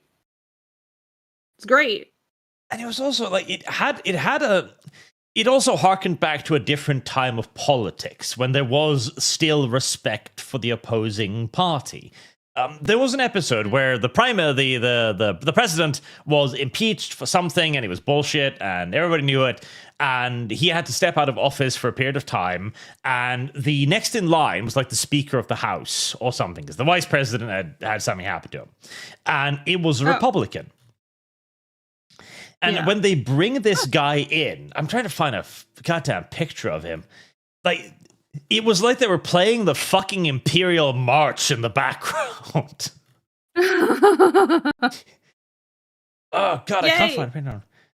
He was this huge, fat guy, like massive, head and shoulders over everybody. And he came in there and he's just like, "Oh, we're going to change everything now, you fucking liberal wetbacks. We're going to fix this goddamn universe. We're going to fix this country." And... for all of his bloviating, he basically just acted like a good guy for like 3 episodes when he was in charge, and all of the other Democrats who were scared shitless of him and constantly running interference, they were the ones who turned out to be the bad guys in the story. And the moral of that little 3-part series was basically, your enemies are honorable too, even if you can't always see it. And I'm looking at that today and going like... That's amazing that's the moral conclusion of that. Also, I have not seen this person, but it sounded like you were just describing Trump. I mean, it makes... wow, if this was made nowadays, you wouldn't have that moral conclusion. It would be, oh no, the mean Republican ruined everything because they're istophobe or whatever. But that's completely removed from reality. Back when we can get along with people who slightly disagreed, but we're all from the same culture because there was cultural unity and there wasn't all this fractionalization. But we're long past that, aren't we? Yeah. And I love to further illustrate like how things have changed on this, right? The creator of The West Wing was Aaron Sorkin. And he wrote just last year the following. Reasonable Republicans would be implausible if the show was made in present times. Well, okay. It's not because reasonable Republicans don't exist. It's because writers in Hollywood would have no idea how to portray actual Republicans or anybody to the right of Stalin. Yes. It's not because reasonable Republicans don't exist at all. No, it's that modern entertainment couldn't possibly represent one. No, the problem is their understanding, not Republicans or not the majority of the populace that voted for them. It's their point of view. They're isolated ivory tower. They're an isolated ivory tower class of people that don't understand the common man. Yeah, and again, like the very idea of a loyal opposition just doesn't really exist anymore. And Yeah. this has been a long time coming for both sides now, where we've finally arrived at the position where both left and right looks at the other and goes like, oh, well, you're clearly a den of vile snakes that I can't communicate with on any reasonable level, so here we go. Well, I mean, I would Heresies agree and that Western there are fire is clearly, the as we answer. have been seeing over the past few days, there are absolutely vile people on all sides of politics. but listen, there are there it comes in degrees. Yep. We on the one we need another show like The West Wing, like it was in the old days, to try and make politics a little bit more humane again. But probably not going to happen.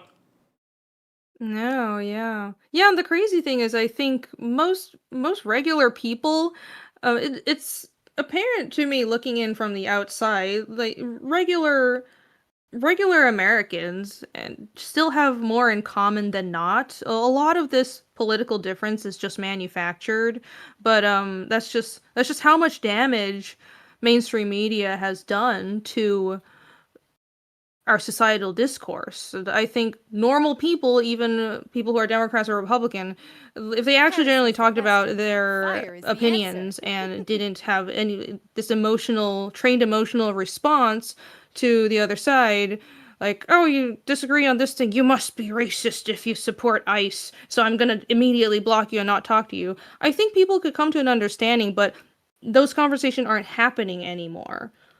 I don't know how a show like this would even exist nowadays. People would not accept it. They would see the other side as evil. Mostly Oh, no. Democrats thinking anybody to their right is evil. Thank you, Agwimbus. John Goodman. That was the guy I was looking for. Yes. Oh! And no, he plays the role great. He just comes in like a big bully, scares the shit out of all of the Democrats who thinks he's going to just bring about the apocalypse and doesn't. And all of them end up looking like fucking fools. Like Aaron great! Sorkin is really left-wing, but he's a great writer when he manages to keep his biases in check. Interesting. There was another... The Newsroom was another one of these television series. This one's actually more recent. It was very good. And when it did talk about politics, it was very, very nuanced about it, as far as it could go. It actually, its main argument was basically, how about the news just tell the news again? How about there was no more corporate agenda? The news were entirely neutral, like enforced neutrality, basically. Government enforced neutrality of no spin, no interpretation, just read the fucking news for an hour. That's it. Yeah, I think I did watch this, or some of it. Was Olivia Munn in it? Yes, I think so. Ah, yeah, okay, I did see this. I remember really liking it. And my impression looking back is, wow, the news is not that impartial. There's no way they're that dedicated to the truth, but it was a nice idealistic portrayal of this is how the media should be run. Yes. Ideally, they would be this dedicated to confirming sources and telling the truth in an unbiased manner. Yes, that was the point of the newsroom. The point of the newsroom was that the journalists and the news anchors actually did want to do a good job, but that there were a lot of people or owners, etc., who interfered with that. I don't believe that's the case, but it's a nice fantasy. Are you ready to run Yeah. this yellow mare's that's a nice story. fluttery butt? It's a very nice fantasy, yes. Oh god, we I don't know. I think we just need to go back to niche stuff and try to tell people the stories they want to hear again. And honestly, like we can't start with the West Wing or the newsroom. We just need to go back to something basic, something simple, telling a nice, just simple fantasy story, something nice with action, something not political and just disassociate people. Like a lot of the reason why Seven Kingdoms is so successful right now, in my opinion, is because it's such a simple story about a man trying to do good in a bad world and then encountering other noble individuals as well. And then in the end, of course, noble and good triumphs over evil. Yeah, keeping Are it you simple. ready to rut this yellow mare's That's fluttery, true. I think buttery too much stuff tries to be for everybody, and I think it's just like Disney trying to. Well, they bought Star Wars to appeal to boys, but they You couldn't just ignorant appeal to slut. boys. They wanted to appeal to girls as well. So that's why Rey happened. And I mean, it's just stop. It's okay to just make a small, simple thing and do a really good job and let it grow from there. I think most stories and most IPs that are really beloved started out that way as somebody just trying to make a small thing that they really cared about, and the audience can tell if it's made with actual dedication, and yeah, you need that dedicated core audience anyways. Most stories don't appeal to everybody. There are very few works that can appeal to like the vast majority of people. People have different preferences, right? And I think Lord of the Rings is probably the closest you can get to everybody loves it, but that's very rare. That took basically a genius to create. So we should just go back to starting small and making niche stories. I agree. Just make stories. Nice ones, preferably. That'd be cool too. Yes, that too. New creators and new ideas. No more freaking adaptations and remakes. Oh my gosh. We're in the era of remakes cannot die soon enough. Let's see. Let me catch up on a few more of these two. Oh god, where did I thought I was further ahead than this. Maranga 2, previous and the super for Witcher. How much K47 influence will be using the RP campaign? Will you make zombies, etc.? Speaking of, did Lum send you the Hellboy pictures? Lum did not send me anything, because Lum is dead, as far as I'm aware. There won't be that much Conflict 47 influence in the vampire campaign, as you know, in this day and age of ours, I've decided I'm going to start role-playing Nazi vampires, because that's safe. Very safe. Very safe, absolutely. I can't imagine anybody could have any objections to any of this, so I'm sure it'll be fine. No, nobody would try to intentionally misunderstand that. No. But it's a nice, relaxed little campaign with lots of wonderful horror elements like dead people and vampires and spirits and shit. So Ooh. I'm sure everybody will love it until somebody who wasn't intended to be in the audience sees it, and then things will get complicated. That's how it always goes. 12 Doug, only good book adaptation to series is Murderbot, maybe out by Apple TV. It's pretty much a one-to-one adaptation. Also, where's Lum Lum to remind you to read Superchats? Dead. Nami Naman, modern Hollywood wants you sad and dead inside, like they are. So no color for you. I mean, that every year that goes by, that seems like a more reasonable explanation. Entertainment is made by really sad people, and they want you to experience that. Yeah, it does seem to be made by miserable people that just want to complain about the world. Man. Oh, don't get me started. I'm trying to not go off on more rants, but that is true. You know, Apple TV has actually made a couple of really good shows. One of them was For All Mankind. I enjoy that show a lot. It's a really good show. Really? I don't have anything Apple, so I haven't even heard of this. But that's great.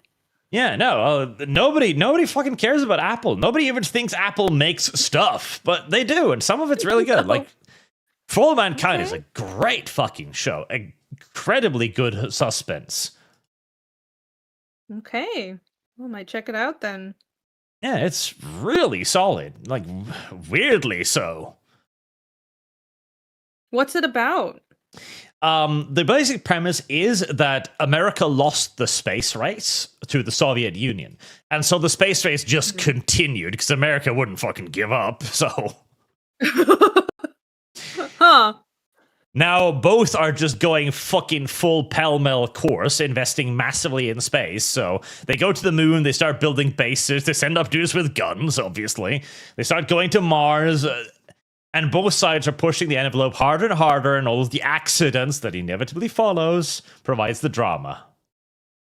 Oh, that sounds awesome. Oh, that's so cool. Yeah, it's I mean, really good. That sounds interesting. I mean, man, imagine that. Imagine a world where we didn't stop going to space, and it was really weird that there was just a sheer drop off and going to the moon. I know it's coming back now because of SpaceX, thank heavens. But yeah, no, that sounds really interesting. Yeah, it's really nice. I enjoyed it. It's probably like the only good show on Apple Plus. I don't. Actually, no. They also did.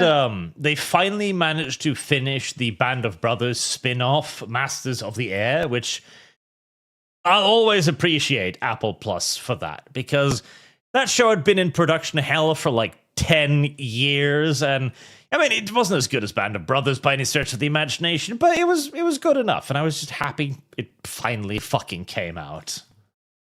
Okay, cool. Band of Brothers was great. It was amazing.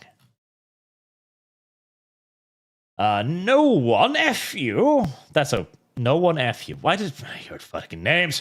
The Fallout series is the last drab looking right now. Fallout of all things.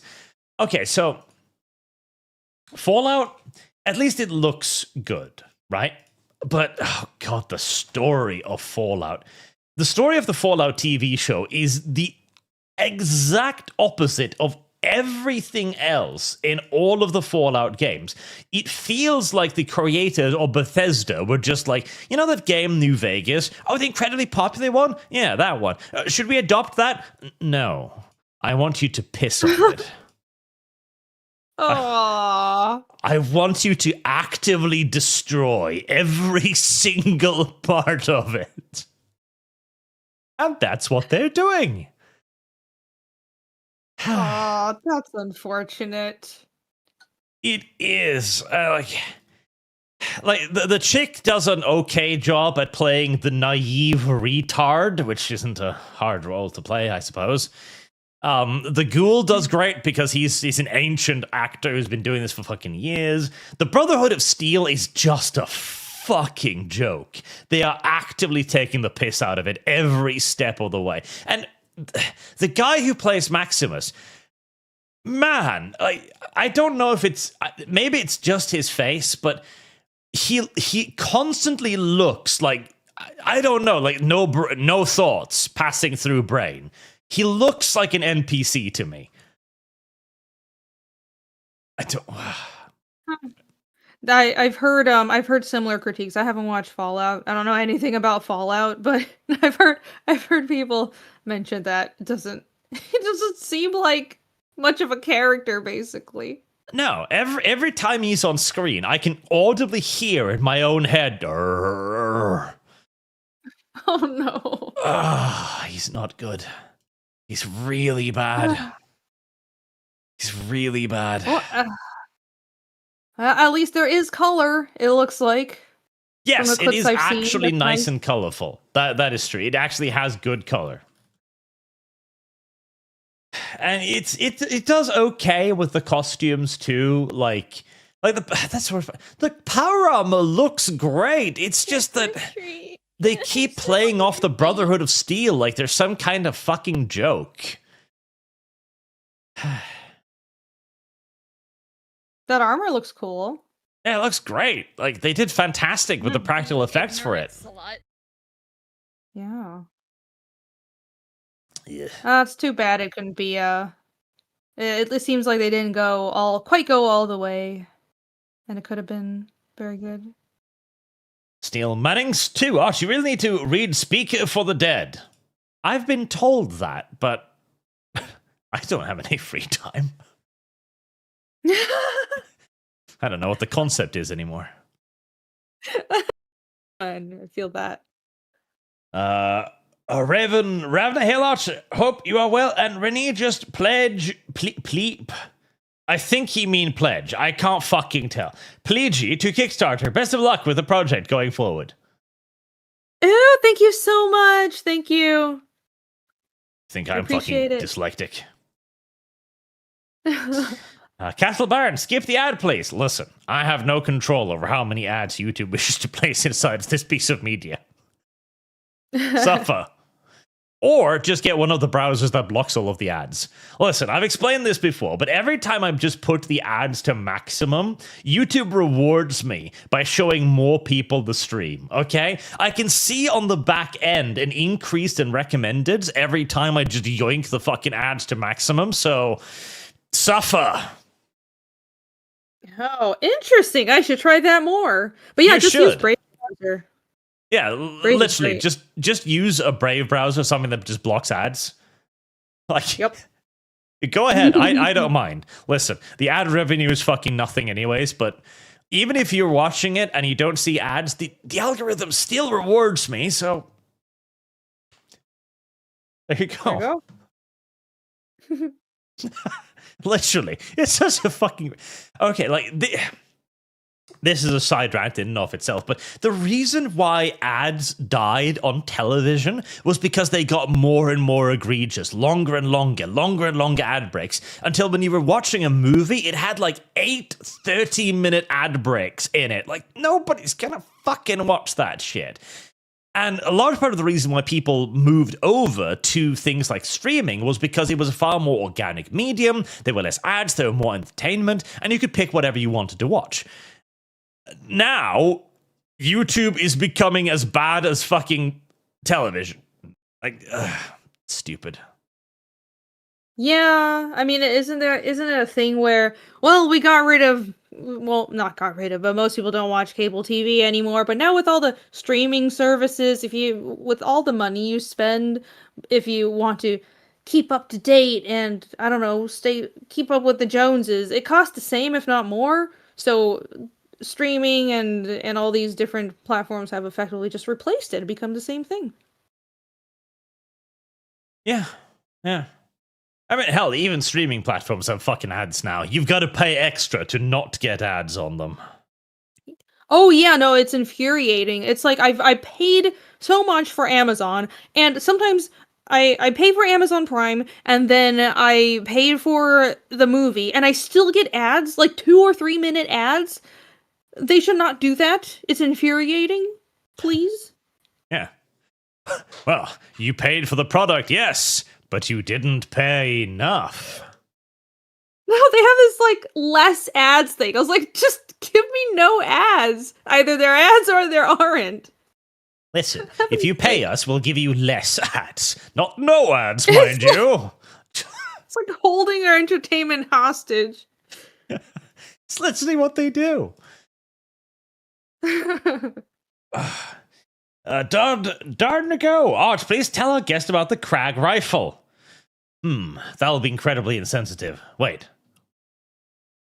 I lose track of my guest's background. Where were you from again? Beyond America, I mean.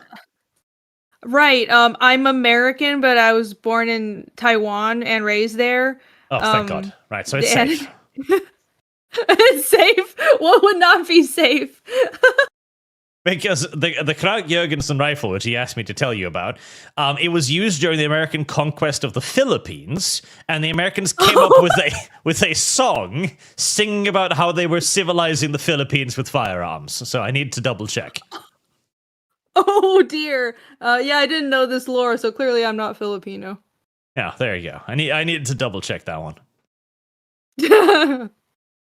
Interesting lore. Yeah. Beautiful little rifle. Invented by the Norwegians, obviously, not the Danish, that's a lie. One of the world's first self-loading rifles, and we sold it to America at a premium to beta test it. So this was the first DLC scam in history. Oh my! Ingenious.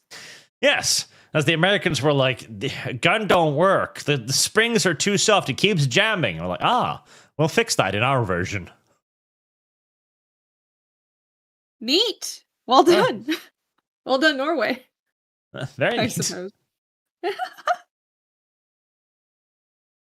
Moringa 2, bring Porkers on. Is Porkers here? Like, since there's just two of us, Porkers are welcome too, I guess. Steel Manning, Hollywood isn't trying to adapt existing IPs, they are trying to fix popular IPs. This is why Brandon Sanders held out for this Cosmary deal. Cosmary. Brandon Sanders. Oh, that's right. Aren't they adapting one of his things next? Are they? Honestly, I'm surprised they haven't yet, but it would make sense if he's holding out. I mean, I would too. Either trying to wait out this era or just until you can find someone that's actually good. Man, if they are adapting something from Sanderson, I hope it'll actually be good.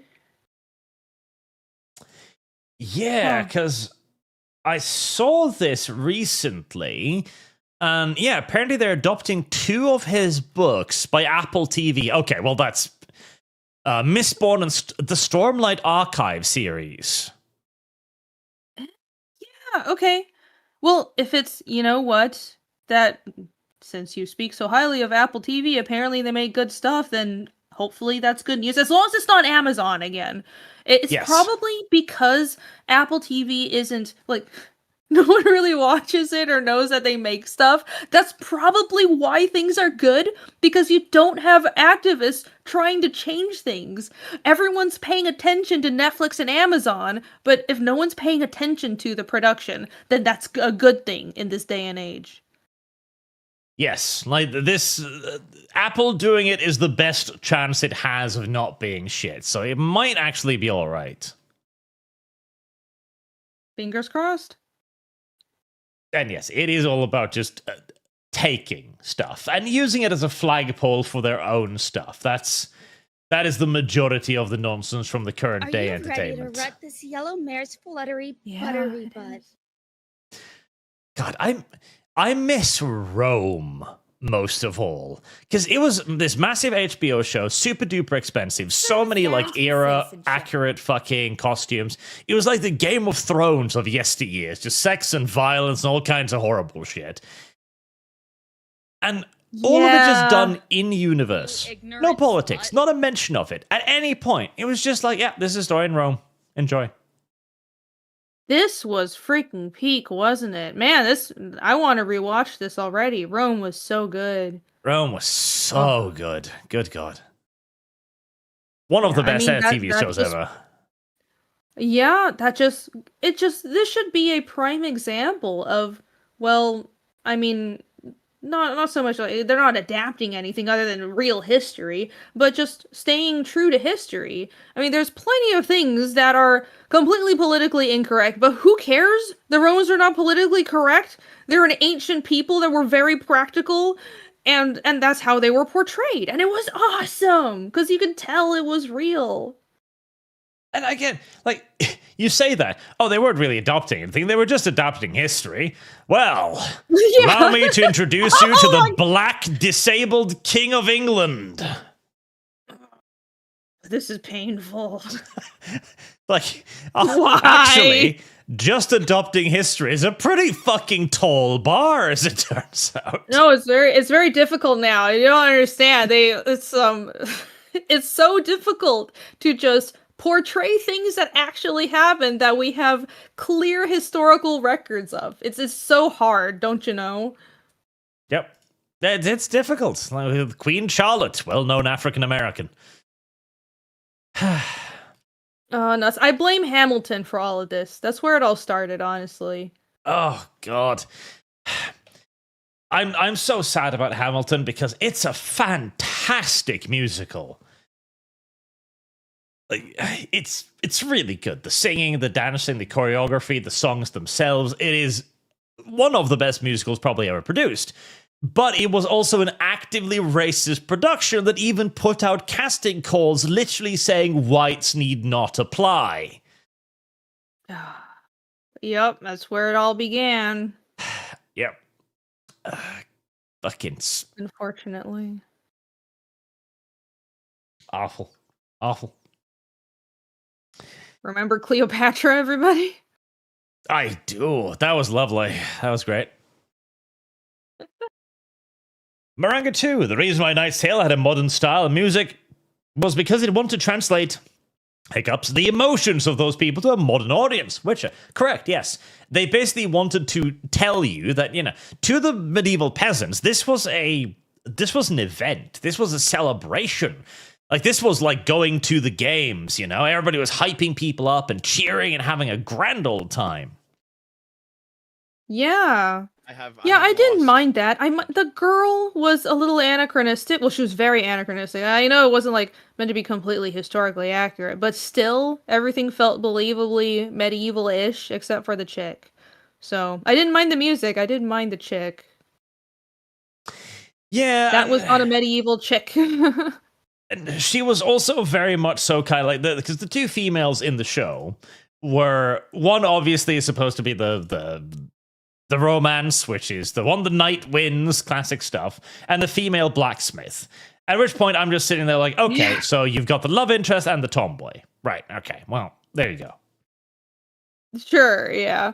I think both could have been portrayed better, but, well, I mean, it's yes. still eons better than what we have now. The tiny girl with the soft effete hands, like, I'm a blacksmith. No, you're not. Yeah, see, it would have been more believable if she was an assistant or like a leather worker. I mean, if you've done any crafting, which I have, you would understand that that woman is not going to be a blacksmith. Let's just be realistic. No, she would not. Emo Otaku. I look at my manga collection, sci-fi, slice of life, horror, romance, action, comedy. I look at my Western stuff, and it's the same story all the time. Yes. Well, not all the time. Sometimes they make it gay. Worthwhile I have no words. Oh, behold, this is a new flag of our civilization, guys. Yes, the famously isolationist Themyscirans were like, oh, this is cool. Uh-huh. I don't know where they got all of the Black Amazons from either. I guess they imported those later. Yeah, I don't know. I mean, that is more of a fantasy thing, but I just want gritty, realistic storytelling. I want more Rome, but in fantasy as well. I want to see people who don't act like modern people. That's what makes that kind of stuff interesting. Yep. I mean, that's the greatest weakness of Rings of Power. It's just that none of these people feel like they belong in the universe. They're all just Californians doing Californian things. Yeah. True. And nobody likes it very much. And we're slowly beginning to move out of that era, but it'll be another good 5-10 years before we really begin to exit it. Yeah, I do think it's getting better, if not simply because when investors have realized that, well, this stuff that we were told would definitely sell isn't selling. And you can't guilt people into, I mean, well, you can't. Apparently, you can guilt people into destroying their own businesses, but it won't last forever. Oh, we still have a ways to go, though. We still have to suffer for a few more years. Yes, and I'm a little bit worried that because they announced this recently too, that the Superman had underperformed, which everybody fucking knew, but due to all of the paid bots on Twitter, and I guarantee that's where 90% of their fucking marketing budget went, was paid bots on Twitter. Like, there was so much cope around this movie, like, oh, it did really well in America. So? Oh, did it? But apparently it was a massive disappointment, which everybody who was paying attention fucking knew. And I'm a little bit disappointed because it was, in essence, just a relatively classic Superman show. Like, it would have been 30% better if they'd just fucking taken crypto out of it. That fucking dog. So was it not a bad show, but people were not watching it nonetheless?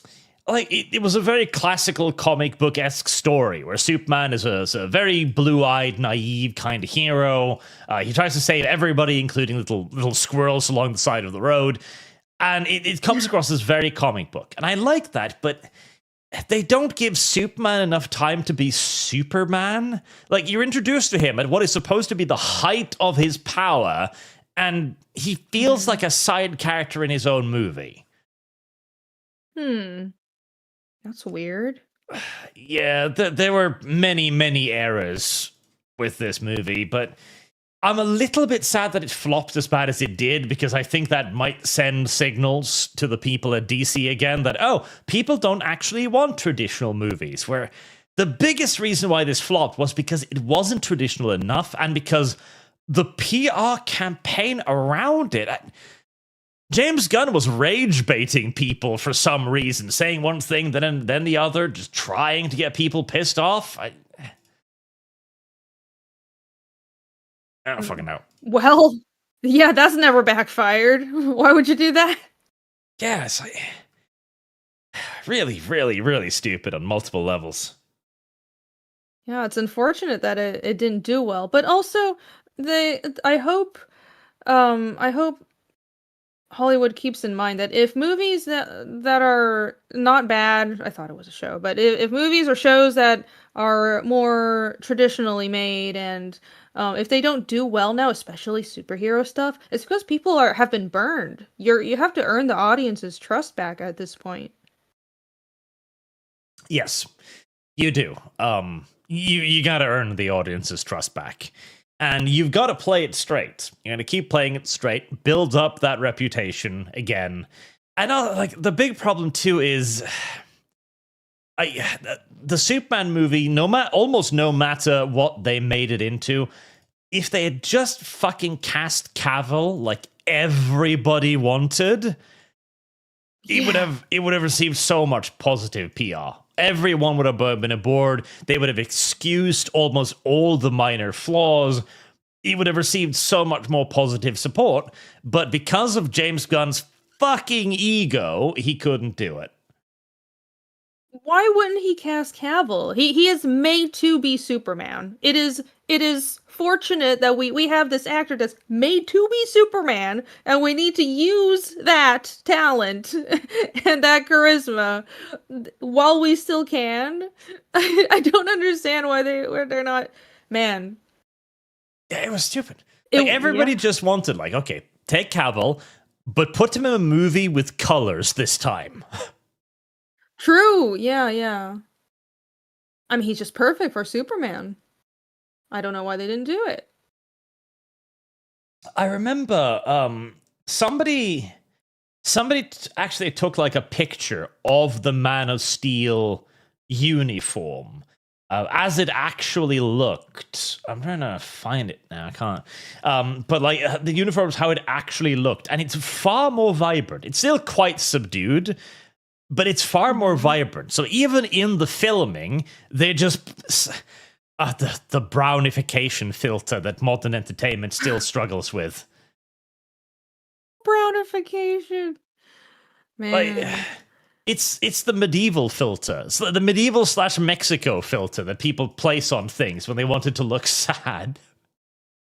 Yeah, with this movie and with I mean, I think it's an attempt to people think that if you're adapting, if things are bright, or if you're making superhero adaptations and it's bright, then it's childish. We've matured now. But no, it's okay to just embrace the original ideas and just embraced that this is superheroes are never gonna not be a little bit silly, is basically my thinking, and just embrace it and let it be bright and colorful. You might as well.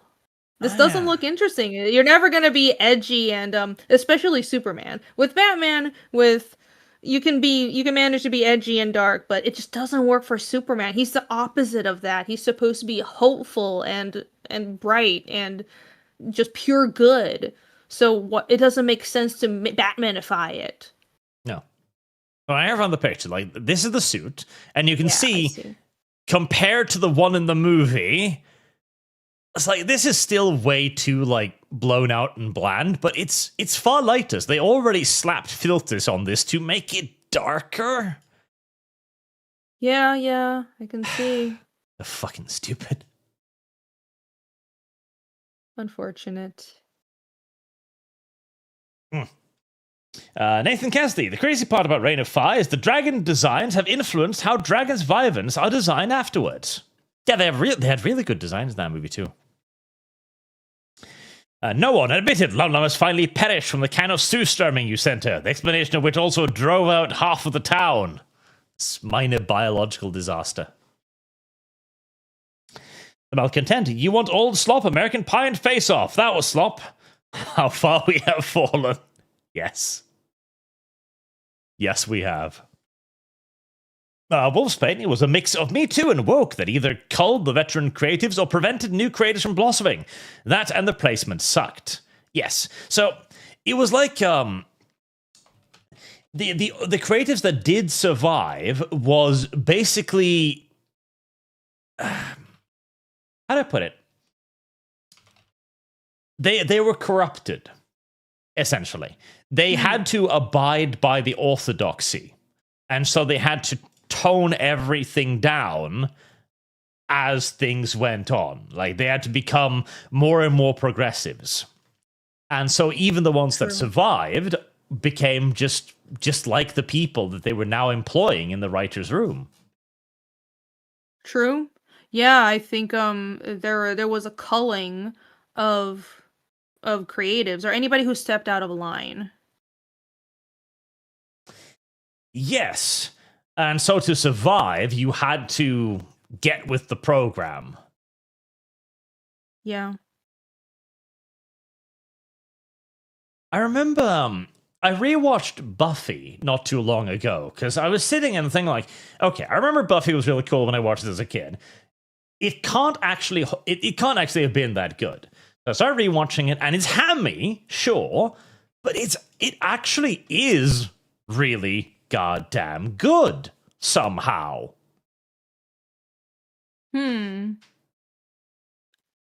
Another great another show where we didn't know how good we had it back in the good old days.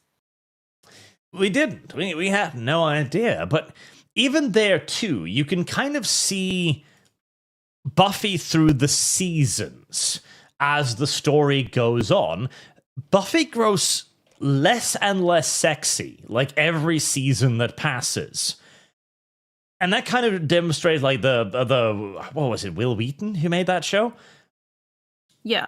Like, how he became more progressive over time when Buffy turns more and more into, like, more of a adult, I guess, more like frumpy adult than what she started out as. Oh, fascinating. Yeah, like, it's a subtle thing, but when you're sitting there watching the last season and you're remembering Buffy from the first season, if you binge it, you start like, she has changed a lot over that time. Yeah, I think there was definitely a hard overcorrection of that kind of stuff where, I mean, I don't know, it's the certain things that didn't need to be changed is part of the problem. No one needed their beautiful women taken out of media, just like no one needed actual strong men and good leading men taken out of movies and TV shows. Why did you remove that? That was not a problem. It wasn't, but we all convinced ourselves it was a problem. That's why they're not selling. Oh yeah. I mean, we can convince itself it was somehow bad, that people didn't want that they were just pretending they wanted this all this time, somehow. Right. No, you don't understand. You see, the modern audience, for somehow, they're just a new species that has completely different preferences that are diametrically opposed to what humans have preferred for millenniums past, for the entirety of human evolution, what people have liked, what people have gravitated towards. The new generation, the modern audience, is such a completely new enlightened species that they reject all of that, even evolution itself. So that's why we need to change everything. That's how it works. I think that was kind of partially the assumption, yes, that we had finally arrived. I'm serious. Yeah, no, we had arrived at the end of history. Like, this new generation was so much more enlightened than the previous one. You know, we'd reached the point where we had become luminescent beings. And so all of the sins of yesteryears, like sexy characters, they just wouldn't sell anymore because we were so much better than that now. Yeah, I really do think, I mean, it's funny to, it's really funny if you look at it in a certain way, but I do think that there were, a generation of creatives or more like activist creatives that believed that genuinely, that this is the enlightened generation. We have seen the light of communism, so we can throw away everything that is old because everything that is old is bad. Well, where have I heard that before? Yep. Marina Alva, some fall fears had Hollywood adaptations. In the book, it was Middle Eastern men. In the movie, it was the Nazis. Gasp. Oh no! It's a protected class. You can't have that. Empty Veins. Another good B movie was The Illusionist.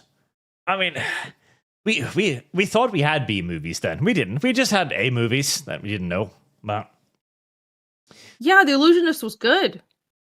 It was They like were a great opposite to The Prestige. Didn't they come out at the same time? And it was like these I think magician so. movies. They were both really good. I missed the 2000s. Everybody misses the 2000s.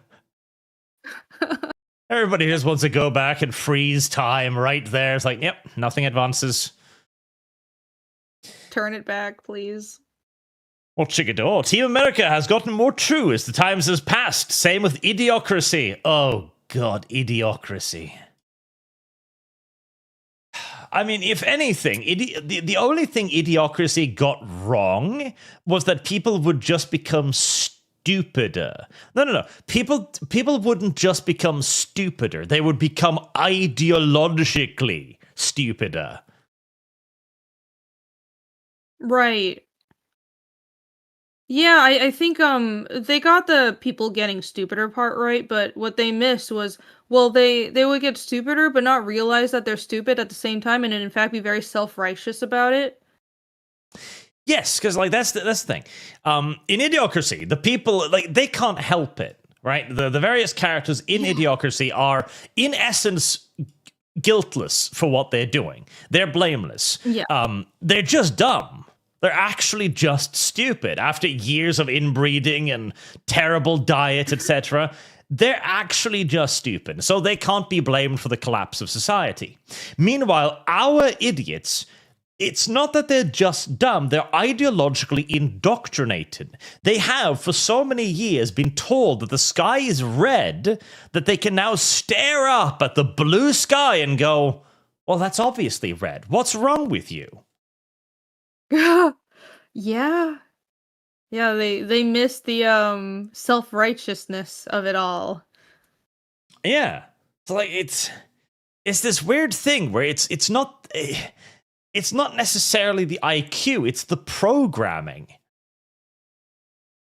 Yeah, I don't think even now it's that, well, people just naturally have lower IQs or something like that. I mean, we're not actually literally in idiocracy. It's people have the capability to be intelligent and functional, but they've never been taught to be, or they're refusing to nurture their own talents, is what it really seems like.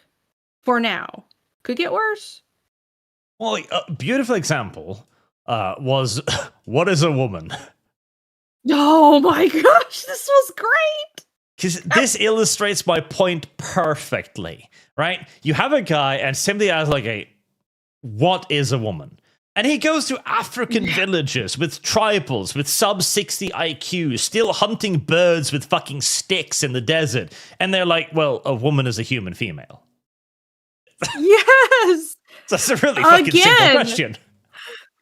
What's been true for millions of years throughout all of civilization and human evolution has not changed that much. Do not think you're so much of a hot shit that you've been able to completely uproot millions of years of evolution. Like this was unbelievable. I think I think a lot of people have been in denial, especially I talked to like my older family members. They're like, oh yeah, there's always been like the radical feminist types. They're in denial about how big of a problem it is. I'm like, no, you don't understand. They cannot. There are people in Congress. There are people who are being grilled by Congress for the Supreme Court, and they cannot answer what is a woman. Like, this is how bad it's become. This isn't just something that's in a corner of society, up in a corner of some colleges. It's crazy. It's taken over. Yes. And this is where the idiocy comes into play. So the other guy, he isn't dumb. It's not that he just has really low IQ. Like, somebody like Keir Starmer was a beautiful example of this when he was being asked, like, what is a woman? And he's like, oh, a woman is, it's a social, what is a woman? No, it's like, men can be like, what is a woman, Keir? Like, it's not that he's stupid. It's the fact that he knows he can't say these words. He is so deep in the doctrine that he cannot express this simple truth. That is our idiocracy, where you bind yourself hand and foot to establish doctrine like this. Mm-hmm. Yeah. And again, this man isn't dumb. He's currently in the process of destroying an entire country. You can't do that if you're a complete idiot. Yeah, I mean, hopefully he'll be out soon, but who knows? Yeah, like chat says, so Keir crazy. isn't dumb. He's evil. Exactly. You got to be pretty smart to be evil on his level. Yeah, I think we're in the stage before idiocracy where people aren't actually stupid. They're just they're lying about they're programmed, or they're some people have been programmed to the extent where they believe what they're saying. I mean, I know people who genuinely, and I don't even think they're stupid. I just think they're lacking in real life experience. People who would tell you they without a hint of irony that the only reason men are stronger than women is because they exercise more. Like, these were the people that I would encounter in college, and American colleges are like the festering grounds for this kind of stuff, but they do not live in the real world. They've been very protected their whole lives, and they've also been indoctrinated on top of that. But then at the same time, you have smart people, which I think are most people in politics and who are actually running things.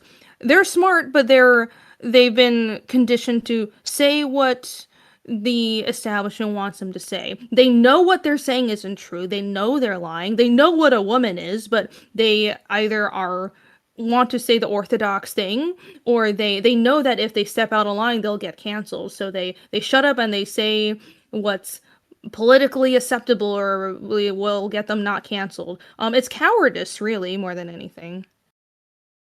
Yes. And in the case of Keir, it took him a full year to finally arrive at the conclusion that a woman is an adult female. Which still isn't correct. He forgot to add human into that sentence, but he's getting there. Oh, I'm glad he came around. That's great. We're homing in on it, Keir. Closer every day. Yeah. MJ Bull, The Sum of All Fears was an early indication of how things went sideways. The villains in the Tom Clancy book were an Islamic terrorist group. They changed it because of 9/11 and feared backlash. Marina Alva, I don't know if things could get any better, but I do know that things can always get worse. Well, I mean, there's got to be a floor. There has to be. We're waiting. We're still waiting to hit it. I am hoping to hit it soon, yes. Steel Manning, the Orville was supposed to be a parody of Star Trek, but it just ended up being a pretty good Star Trek show. Yeah, and right, that was the problem, right? Parodies are something we make when we're already, having good entertainment. When we're eating well, occasionally we're like, okay, I love this, but I'd like something slightly less serious. And that was parody.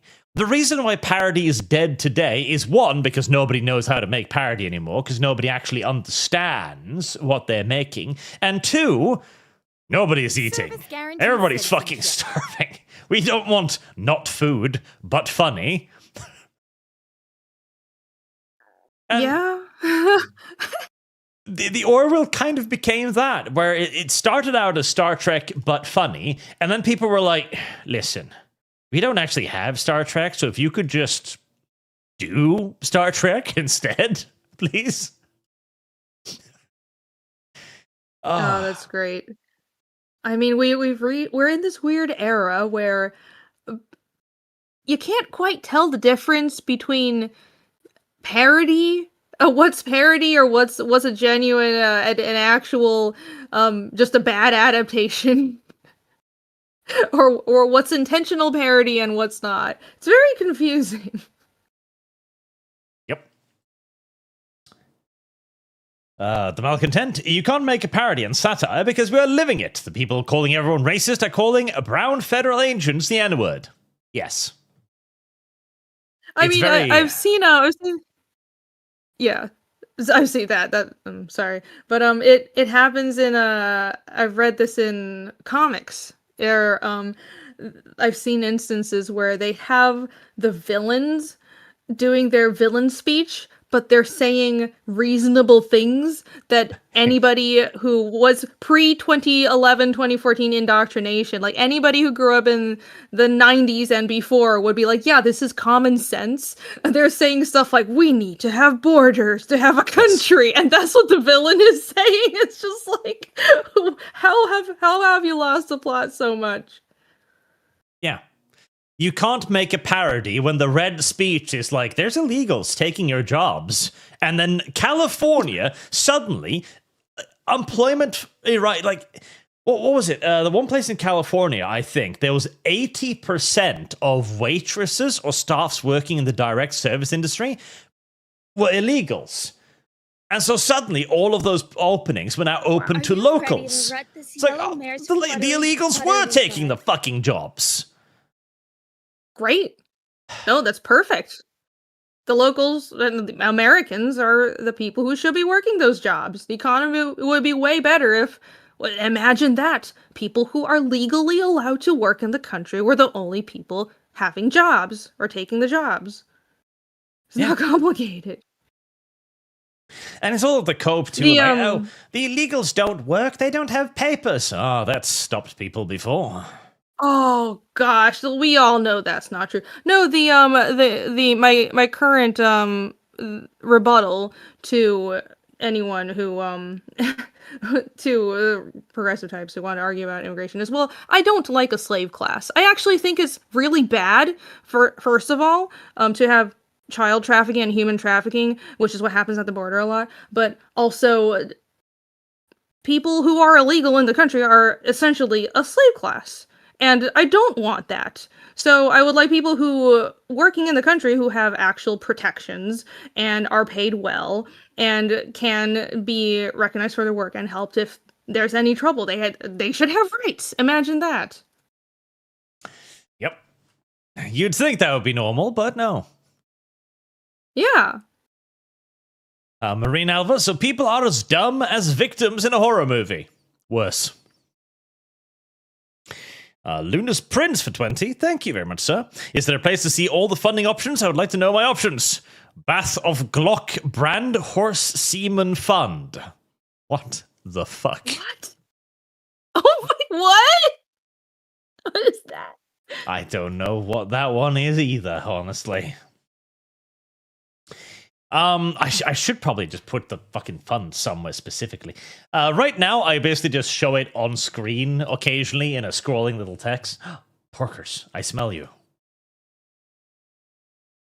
I can't believe Arch can smell pigs from 20 miles away. This is Porkers, by the way, Renie. She's another occasional co-host of mine. Hello. Hello, nice to meet you. Were I you actually have summoned by the super chat talking about a bath of Glock brand horse semen? I was, but also I was also summoned by Marangatu, who is, I assume, some permanent hype beast. Okay, because I was like, all right, I'm just gonna chill, day off of work, whatever. I'm in chat. I'm just like, oh, that's cause some comments, and then almost immediately bring Porkers on. I'm just like, oh, thank you, Marangatu. Thank you for hype beasting me. But no, I just had to finish dinner. But I have a relevant story regarding illegal immigration. Oh, go on. Oh. Yeah. So I know someone who's very close to me, and he moved to America. I'm gonna try and not keep specifics, but he moved to America, and from Latin America, and he was on a study visa, so he could only study. And but that also includes work training. So he goes to a company, and the company is like, hey, we will work train you. And then, when you get your visa, your work visa, then you can work. The moment he gets over, they give him room, they give him board, they give him all these sweet digs. And then all of a sudden, he's receiving asks to perform actual work, which will be illegal and get ice on his ass, right? And he's like, I'm not doing that. Are you crazy? I'm not getting blacklisted. So we eventually, moved out of that situation. But it's very easy to just entice people with oh, hey, we'll just pay for your rent. It's all good, whatever. And now work under the table, please. Winky face. It's pretty crazy. Yeah, people will game the system. Imagine that. Yep, absolutely. They have since time immemorial, and they will continue to do so. Honestly, I think there are definitely bad faith actors on immigration side, 100%. But I also think these companies that basically want to go around the American tax system and just kind of just pay people under the table is just as shitty, I feel. Yeah, they're gonna think about their bottom line first, but that doesn't mean we have to cater to them wanting cheap workers and a slave class, essentially. Pretty much. And workers that have no legal rights either. So if you want to fire them, abuse them, or anything you so desire, go ahead. Exactly. It is worse all around for perhaps all of society that we live in. They want to raise the minimum wage. Who's not going to be paid even that? It's going to be the illegal workers, because they have no rights. They can't stand up for themselves. Beard Master, I guess Leopard was feeling to eat some Asian food this day. Oh no.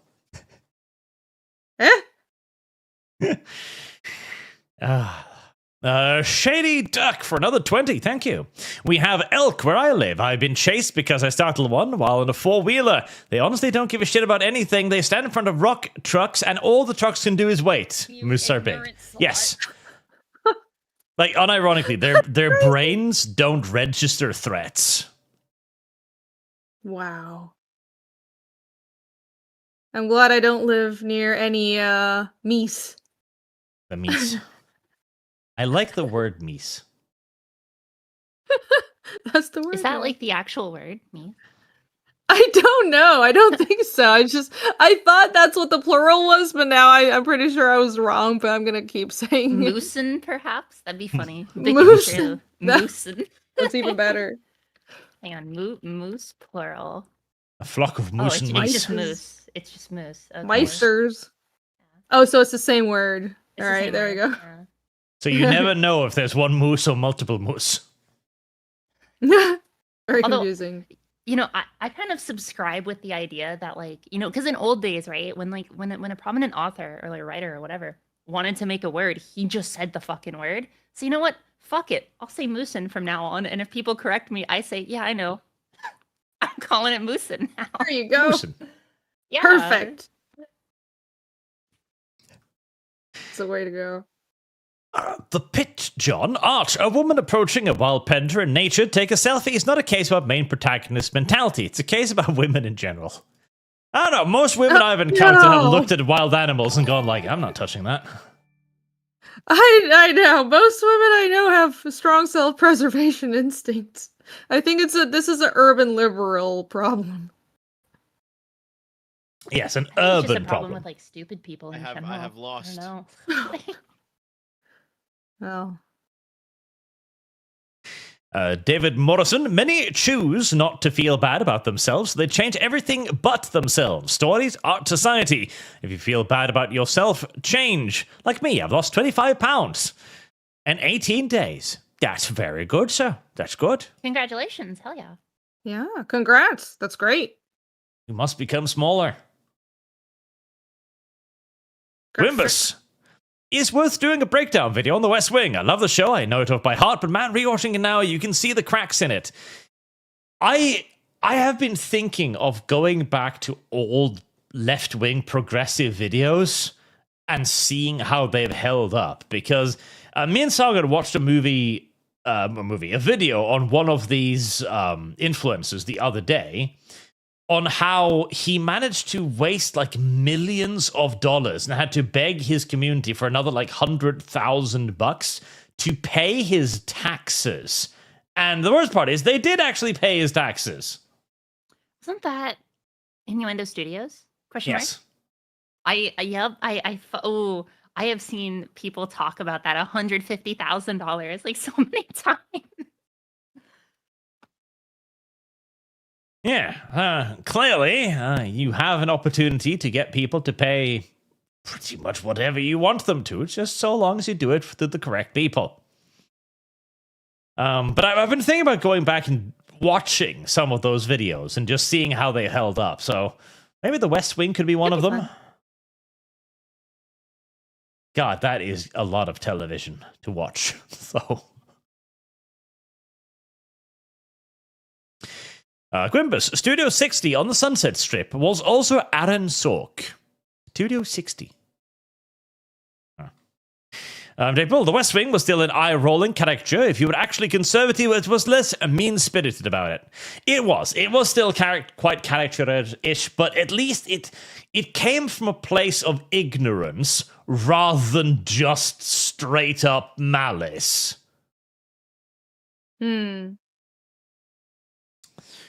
Hexy, the newsroom was not nuanced at all, March. Pull the cringe Reddit take where he claims America is the worst and gets infant mortality stat wrong. Yes. But at least it also showed the journalists as both very optimistic, very hopeful, and wanting to do a good job, and also watching them get things completely wrong. So I'd say it was still a bit, nuanced by comparison. Okay? Comparison. Everything is relative. Yeah, they were at least trying to be professionals. Yes, they made an attempt. Kyle, you were still more left-minded when those shows came out. Aaron Sorkin has always been lefty wank. The good conservative just conceded to everything. Sort of, I guess. Maybe I should rewatch that show now. Marine Elva, Operation Sunburst, watch stream when? When I'm reminded enough times. McKennison Duty, I'm 90% convinced the show is made purely out of Bethesda rage that everyone likes the Fallout they didn't make. Correct. That is most of the reason why they did it. They really hate New Vegas. Sandoom, tell Renie about Lumi's 357mm handgun. Actually, not 300mm Sandoom. What's wrong with you? Lum isn't here. Oh? Yes, Lum has a 357mm handgun, or so she has claimed proudly and in public. What? Okay. Well, it's a pity she's not here. I'd be all ears. And she will never live that down. giant handgun in the feet, you know, the two Lumi puzzle pieces you need. I was going to use Lum to explain milking farm to Renie, but now I don't need none of that. Okay, I have heard quite enough about this. Yeah, I mean they were covering this on Flashcast, I think. Yeah, I don't need to revisit it that deeply. Man, that is not literature. I'm glad at least people are reading, but that is not literature. Please, that's porn. Just for women. I read an excerpt of my novel the other day to a couple friends, and one of them speaks up and is like, "Hey, you know, if you want to make this way more fucked up, you totally could." I'm like, "What the hell are you talking about?" And they start going on this they start talking about like a sci-fi series that has just some crazy out there shit, and I'm just like, "What the hell is wrong with you?" Like, what the fuck? I don't know. The book talk and its consequences has been a disaster for the human race. Okay. Yeah, it seems so. I mean, I wouldn't know. I'm a manga person. You guys know I just read manga and watch some anime. That's basically it. But man, apparently the stuff like Morning Glory Milky Farm counts as women's literature now. It's great. The top of literature. Balls. The seams of the balls. I mean, I'm fine with people having it and reading. It's just I just would prefer if everyone was honest about what it is. Like, have your fun. It's fine. Yeah. No, 100%. I'm right there with you. Arch, have you ever... Oh, sorry. Go on. What is it? I was going to ask you, do you have an opinion on DSP? People have mentioned DSP. Yes, he's clearly one of the better YouTubers out there because he's still alive. You know, that is my thoughts exactly. DSP has proven through sheer persistence, like a goddamn water bear, that he is like the man, right? Like he can be as slimy, as roachy as he wants to be, but he persists. And you know what? That's commendable. That's commendable. Yeah. Well, you can say whatever you want about him, but the motherfucker's still alive. And he's collabing with Asmongold. He's got a better YouTube career than I do. DSP? Is that the guy that Gundam makes fun of a lot? Yes, Gundam makes a lot of fun of DSP, like all the time. I don't. Yeah, I've never watched him, but I watch Gundam, not DSP. So that's all I know about the guy.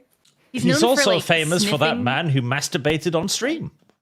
Yep. Yes. Yep. I unfortunately know about that. Oh God. DSP Gaming. No, be like DSP, chat. I wish to be the DSP of 40k. Plus, I'm scatterbrained. It's just a question of time until I jerk off on camera. It's going to happen, chat. I'm just warning you now so you can prepare yourself. No. I'm not gonna lie. Like there was one stream years ago where I thought it was over because I rated, but I never actually hit end stream, and I started eating dinner and watching material. Now you couldn't see it, but you could hear it. Well. Yep. That's a genuine accident, though. I don't think the DSP from what I heard seemed like an accident. No, it was played off like it was an accident. Really? Yeah, well, because so to my knowledge, he was in the pre-stream and he didn't realize his pre-stream switched to or was already switched, so he just went for it. DSP. Maybe I could be wrong, right? But DSP doesn't strike me as a person who would willingly do that. But well, okay then. Well, that's unfortunate for him. Yep, it's very unfortunate, and yet also unavoidable given enough time. I suppose. I'm just saying, chat. Prepare yourself. Tunushi, ask Renie about the main goosh and the best way of using one. All my supers into Dragon Commander Fund. What? Fucking main gouge question again. Yes. I don't know what this is referencing. What? There you go, chat. You need to ask something a little bit less fucking weird. I don't know what that is. I only know mangers. There you go, It's a chat. carrying all I know. blade. Silly chat.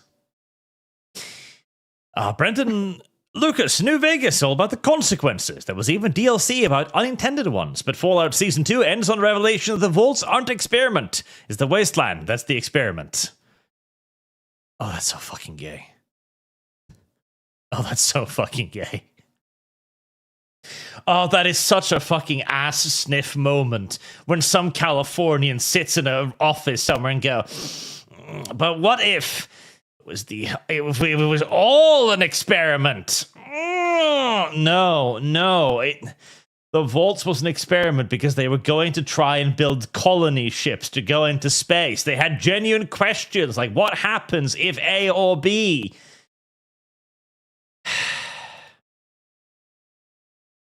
God fucking damn it. Rowan Winged, Brandon Sanderson, sold out. His last few books are woke garbage, and his last few interviews have been laced with the lingo. Left dog piled him, and he caved. Oh. But that makes me sad. Brandon Lucas, Trek is like a modern version of the movie Producers. If it succeeds, then the money they get caps, and lots of people don't get their cut. But if it fails, the Kurtzman gets more money to get it right. The Producers was a good movie. It was a very good movie. That. Wait, you haven't seen it? Mm-mm. No. All right, time to get my channel copyright claimed. No. Is that a new movie? Oh no, it's quite old. God, can I even show this on screen without getting fucking yeeted off YouTube? I wouldn't if I were you. I mean, if but, you're questioning, probably not. There are a lot of virgin windmills in it. No. God damn it. I really want to You now. better play it safe. God damn it. Gotta end the stream and show it on Kick. Archer, my dad pulls this shit all the time. What, you didn't watch X movie that you weren't even born for? Oh my gosh. And then he just goes on this fucking entire thing. I'm just gonna send it to both of you. Alright. So that you can watch it in your free time. Because this particular song is amazing. Okay. Okay. I know the title may seem a pin spicy, but it's all in the joke. Don't worry. I am open to it. I will give it a gander. Oh. And since Lum Lum isn't here today, apparently I have to be the one who receives the AI art now. Thanks, Wimbus. Excellent. Aww.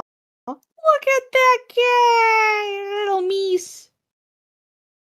It's only one of them. It's a moose. It's not meese. One. Oh! Singular. One singular moose. Yes. Uno moose. If there were two, it would be a moosen. Yep. Moosen, yes. Yep. Moosen, Meeson. Moosen Meeson? That sounds like Star Wars speak at that point. Herberderber. I have been playing Star Wars games like, religiously. I don't know. I watched A New Hope last night in my community, and now it's just like I got Star Wars on the brain. Zedekai, the BBC, and the others are literally implementing Black Hebrew Israelite talking points into historical dramas. Can't wait for the Yakub docudrama. Me neither. I want to see Yakub docudrama too. Great. Obi-Wan Cannoli, bananas and rice tax. What does that even mean? Oh, that's the bananas. The Somali food thing, right? Mm-hmm. That's the lady who like went up and was like, Somalians aren't all bananas and rice. We are bananas and rice. That's where that It comes was from. a weird, convoluted thing where this Somalian lady, not Ilhan Omar, somebody else who didn't matter, was trying to justify how Somalian immigrants are so American. I recall. I think that's what the point was. She was like, Somalian culture isn't just bananas and rice, which I mean, I don't. I didn't know that was a cultural staple of Somalian food, but it's a meme. Bananas. Apparently, she got and arrested after, rice. but you know. Yeah, mean- apparently that's Somalian food, Arch. Part of my brain can is see it. immediately a little bit like disgusted, but another part of me is kind of like maybe. I mean, Japan does like sweet stuff with rice a lot. Like, I mean, it doesn't seem. Oh, doesn't seem yeah. that bad. I'm just surprised. It doesn't seem like this is a very African plate. Like, I don't know. Maybe I'm making assumptions. This looks like something they'd have in Thailand. Well, I'm thinking about like bananas and like banana trees, and then like rice is a very big staple in pretty much everywhere across the world, right? So like I could see Sure. it, especially if you're like in Somalia, right? You're super poor. I'm not sure if they grow white rice, but I mean, I know that they get it in like food aid, so maybe something like that. I don't know. Yeah, I didn't think that Africa was, Africa has diverse ecosystems, so I'm sure rice does grow somewhere there. I just don't know anything about it. It was a funny line though. It sounded very weird when she said it. You should look it up. So apparently it's not made with white rice, it's made with yollof rice, which that makes more sense to me. And especially if you're running Oh. with like bananas with like, I don't know, like are plantains in Africa? I don't know. I don't know my cooking. But I could see it. I could see it. That's what I'm saying. Sure. A day in the life of a Somali farmer. Break into the food truck, steal some ice, climb a tree, get some bananas. There you go. Lunch. No. Apparently it's called yollof rice with chakalaka and banana doo-doo. Chakalaka and banana Banana- juju. Juju. No doo-doo. Dear God. No. It's appetizing. I'd love to try it. Definitely sold. Hey, I'd be down. I'd try it. I'd try anything. Sure. There you go, chat. You can invite the ladies over for some banana juju. Some chakalaka and banana juju. Some chakalaka. I mean, after seeing that one senator who was like trying to hold in his pain while eating Somalian food, I'm sure there's wonderful Somalian cuisine because I did every see culture that. has good food, but he looked like he was in pain, and it didn't really sell the concept to me. I'm just saying. It's like Somali food is so great. Like, looks like he's eating glass. Yeah, that's all I'd be able to think of, but I am sure they were taking the piss out of him and just they served him the worst plate that would not appeal to an American just to make fun of him. I actually think that's what was happening. You know, like, I feel... Now, this is probably obvious, right? But, like, I think when you just have, like, the combination of, like, a cultural in-group that has, like, not a lot of connections with, like, the state it lives in, right? Not a lot of them can speak English, right? Like, there was a very large percentage, like 98% or something to that effect, was on state welfare, right? I don't know. It all just kind of... It doesn't paint the best picture, shall we say. Yeah. I mean, the problem isn't whether, to have immigration or not, it's assimilation. Like, you come to America, you should be American. That should be your group, not some other in-group.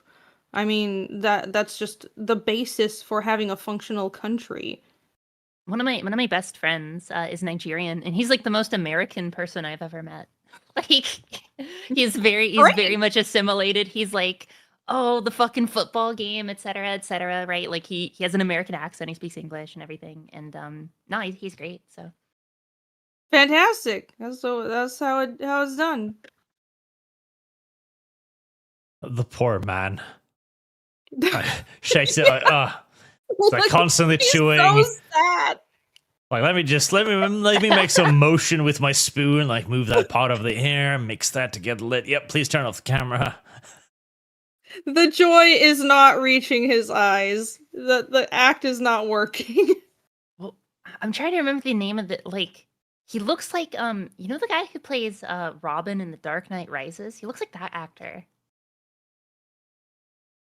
You know what I'm talking about? No. No idea.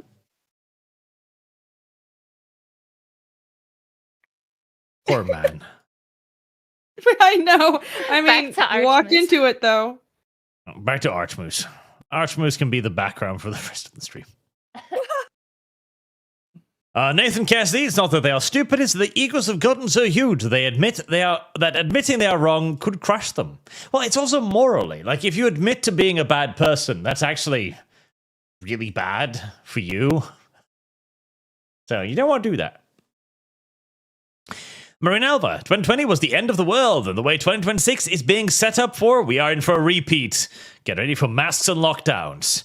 I am stealing myself. Honestly, so far at least, like, February has been quiet. We've gone a week without any, like, catastrophes, so maybe it's okay. I mean, sure, the release of the Epstein list was a big deal, but relatively speaking... Did you guys see the February 8th line in the Epstein emails? I did not. I did not. No. There was an exchange that went somewhere along the lines of, "Oh, are you prepared for February 8th, 2026 specifically that Uh-oh. date?" And it was in reference to like something about World War III. Beamy, look at calendar. Uh-oh. I'm just saying. We're a month I'm away. just saying. Oh, no, it's today. February 8th. Fuck. No, This tomorrow. It's tomorrow. it's tomorrow. I have my Warhammer finale tomorrow. I can't have World War III happen tomorrow. Okay, I can't have the nukes fly. All right. I've got my my water, I've got my canned food, I've got my ammo. I'm as ready as a little city girl like me could be. So whatever happens, happens. It's kind of interesting because I just got like I literally just started my new job this week. You still find people who find the idea of guns like kind of like weird and off-putting. Like I'm talking with them and all of a sudden their view of me changes because they're like, "Oh, you own a weapon?" I'm just like, yeah, like I live alone. Oh yeah. Like of Yeah, course. no, most like, most people I met after coming to America, Are it's you weird ready to because like wreck the I'm the one snow, who didn't Mare's grow up pottery, in America, but mhm. because I went to art school where everybody was super lefty, it's they're the ones who get really uncomfortable whenever anyone talks about firearms, and they're obviously politically super lefty, and I'm the one that turned out not that way, but yeah, it just seems like an instinctual, it's a scary thing, but it's such a different worldview. Dunno. Yeah, I mean, honestly, Heresy's if the question. anyone breaks Fire is into the my answer. apartment, looking to do some shit or steal something or whatever, I mean, that person is turning into a Swiss cheese man. So, Yeah, I like being able to defend myself because there are parts of the world where you can't do that. I mean, I look at the self-defense laws in Europe, which basically are non-existent, and I feel sorry for them. I mean, I'm so glad we have the right to self-defense. I think people just don't have an understanding of what society would be like in other places in the world where that's not a thing. I like that I can defend myself. I mean, it's a great equalizer. It's just a tool. I have a sword. Hey, swords are cool too. That'll be my defense, because you can't own firearms. I have a That Turkish sucks. Remington shotgun, and I was going to the range for a bit because I really want to get something a bit less recoily because that thing's like cheap as fuck. So I would really just I don't know, thinking like a pistol, just like I was thinking SIG, but then that whole thing where like the SIG Sauer, when you drop it, it just explodes. Like I'm like maybe not SIG. Oh anymore. gosh. like so like now I'm like I don't know, maybe a 1911 or something. I just want something for like personal defense that's like, I don't know. Reliable. There you go. Yeah, same. I mean, I barely know anything about guns. I just Are went you to ready to the rut Army this Navy yellow store. It's like, mare's what's fluttery buttery good butt? for a somebody who doesn't know anything about guns but wants to defend my home if some crazy person breaks in? They're like, this little Ruger is pretty good. Yeah, like you can probably hit the side of a barn wall with some practice, but you can manage it. It's not too much recoil. Here you go. So I'm happy with that. There you go. Commander Gamer 2, in horror movies, we have people that are too dumb to call the police. In real life, we have people that try to protect the killer from the police. That we do. It's I saw a even news worse. article about a guy who he committed a crime, and it was his 57th convicted crime, and he hasn't been to jail yet. Oh gosh. That Crazy. that stuff is so disheartening. It's like why are we trying to be law-abiding citizens when people get away with that level of bullshit? Yeah, no, 100%. What is the point, indeed? Shady Duck, did you know that the number one predator of meese, at least at one time, were orcas? I'm assuming that's because the meese in the water does poorly. On the very I rare guess they would- situation. Yeah, do meese swim? Are they like when they're getting a drink? Well, I mean, you wouldn't be drink from the ocean. How does that even work? I'm so confused. How is that possible? You know, certain mammals have kidneys strong enough to filter the salt out of the ocean. Oh. I know cats can actually do it, like domestic cats, but they can't do it like long term. But if they really need to, they can actually drink a little bit of ocean water and like survive on it for at least a little while that's- until their kidneys shut down because that's way too much like salt for them. But they can do it, right? Wow. Unlike that's us, which crazy. we can't do it. No. I didn't know that. Cool. You ignorant slut. There's way too many things we people can't do. It's tragic. We're biologically quite frail. We just We big are. brain. Think We have big. not brain. been designed Mhm. well. No. Pakilda 2, Arch, I figured you would love the Avatar movies. They're essentially NTR, the planet. Are they, though? Are they really?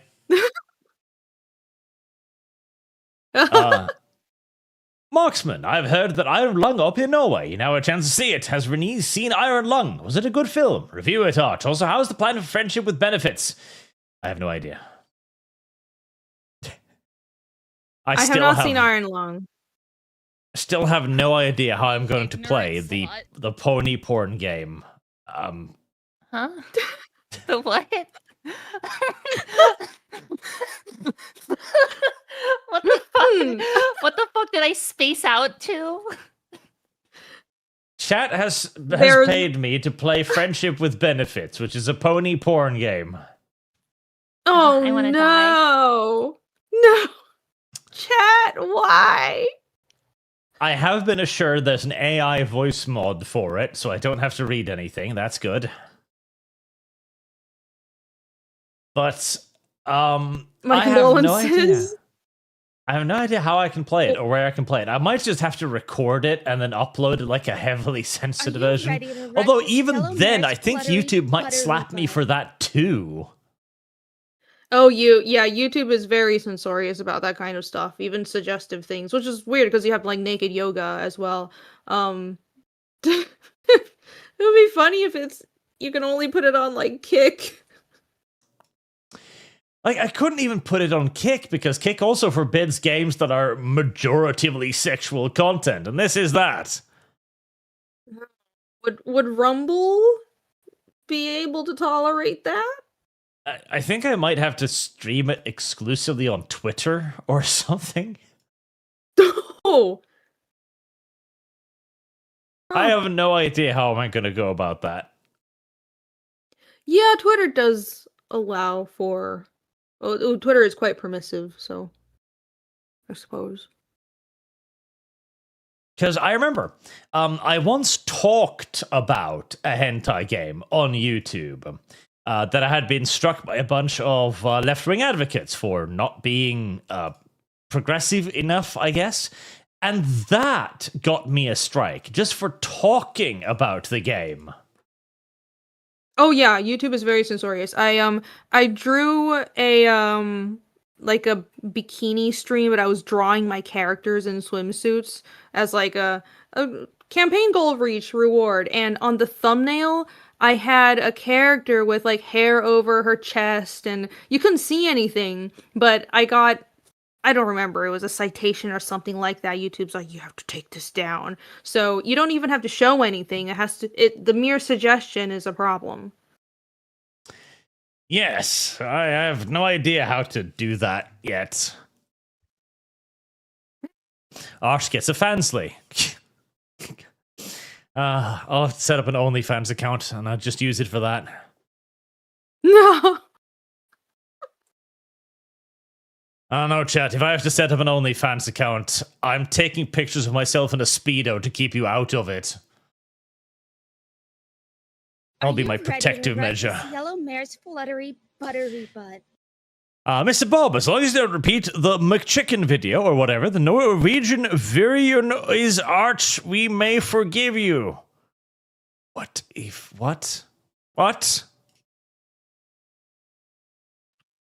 My dyslexia makes it difficult to interact with chat sometimes because chat refuses to learn how to type. My mom asked me if I did like fansly, like OnlyFans stuff, and I was like, no, like what? Like, Your mother. Why That's a strange question. That is a it's one of strange those things question. where like, well, so okay, let me kind of explain. So like, she's like, oh, you do like, you know, content creation, and she asks about it because of course, you know, she's my mother, she's interested, but I'm like very like, I'm very I don't want to involve my family in whatever I do, right? Like, even though what I do is pretty innocuous, you know, especially if like, you know, there's like a bad actor or whatever that, you know, they want to, you know, mess with them or whatever the case may be. And also Definitely. the idea of like, well, shit, now I'm going to have to watch everything I say because my mom's in chat. It's like something I don't want to worry about. So that's why I'm very like elusive about it. And then we're eating one day and she just kind of like leans in, right? We're at a restaurant and she just like, you know, because she does this like whisper talking anytime she says anything, and it's very, or anytime she says anything weird. And my mom's like, she's kind of racist, I'm gonna be honest. So like she also does the same, she does the same accent. She's like, she whisper speaks someone's race if she asks me about someone, like, oh, is that person black? And I'm just like, so she's like, oh, Porky, are you doing OnlyFans? And I'm like, no. Amazing. And so it's just like, oh man. I guess that's kind of what some people think streaming is. Unfortunately, you stream, you must do OnlyFans. You're on the internet, and you're a woman. You must do OnlyFans. Oh God. Yep. Well, I guess that's another reason for me to make an OnlyFans account then. Just so I can be amongst the selected few that do this. Except I'll just make poor The pony content. Oh, Our gee. OnlyFans Well, no, are- actually, I don't think you can do that. In Fansly and OnlyFans. And the only reason I know about this is because they banned my favorite kink, the bastards. I'll kill them. All right. But they banned like 20 million things, right? Like, no drugs, no alcohol. Like, you can't play games that have like gore in them, right? If it's like an adult game, et cetera, et cetera. There's like a million things, but I'm pretty sure you would not be allowed to play the pony game because those are fictional ponies. God. Okay, so chat, I can't play the pony game on OnlyFans either. I don't know. You might have to just make this.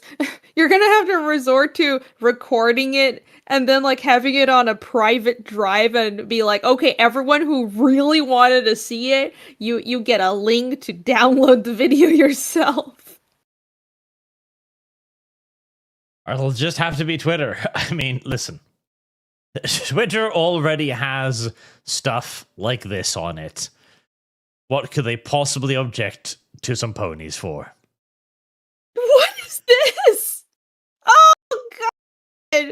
Ew! I wasn't looking. Hang on. I'm not sure I want to. What the fuck is No, that? what's happening? Oh, well, hey, I've if you're seen gonna Meat be Canyon review these. What? Ew, what Amazing. the fuck? Oh my god, I hate it. Oh. This is the price of free speech. This is what we must tolerate to have free speech. Woosa. Oh, there you go, chat. It's gonna have to be a Twitter stream, apparently. We live in this society. We do. We do. do. Death, in case you don't stream this upcoming Tuesday, it's my birthday on the 10th. I'm turning 30. My condolences. Yay.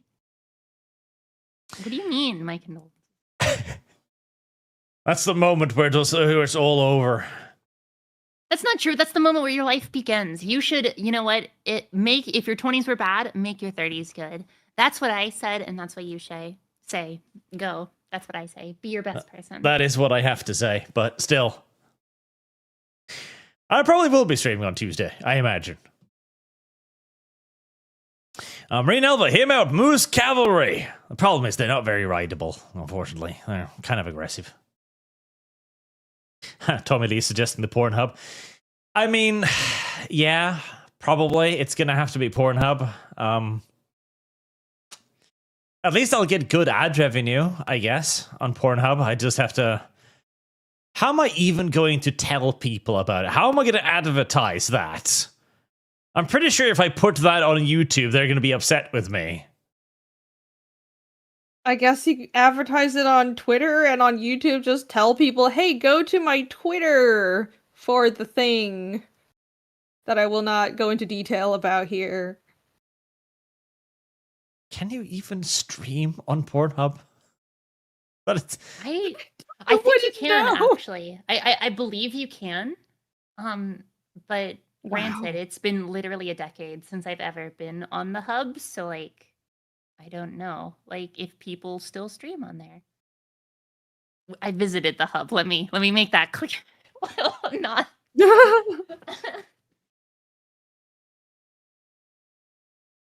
I would be surprised if they had streaming capabilities, but it is Pornhub.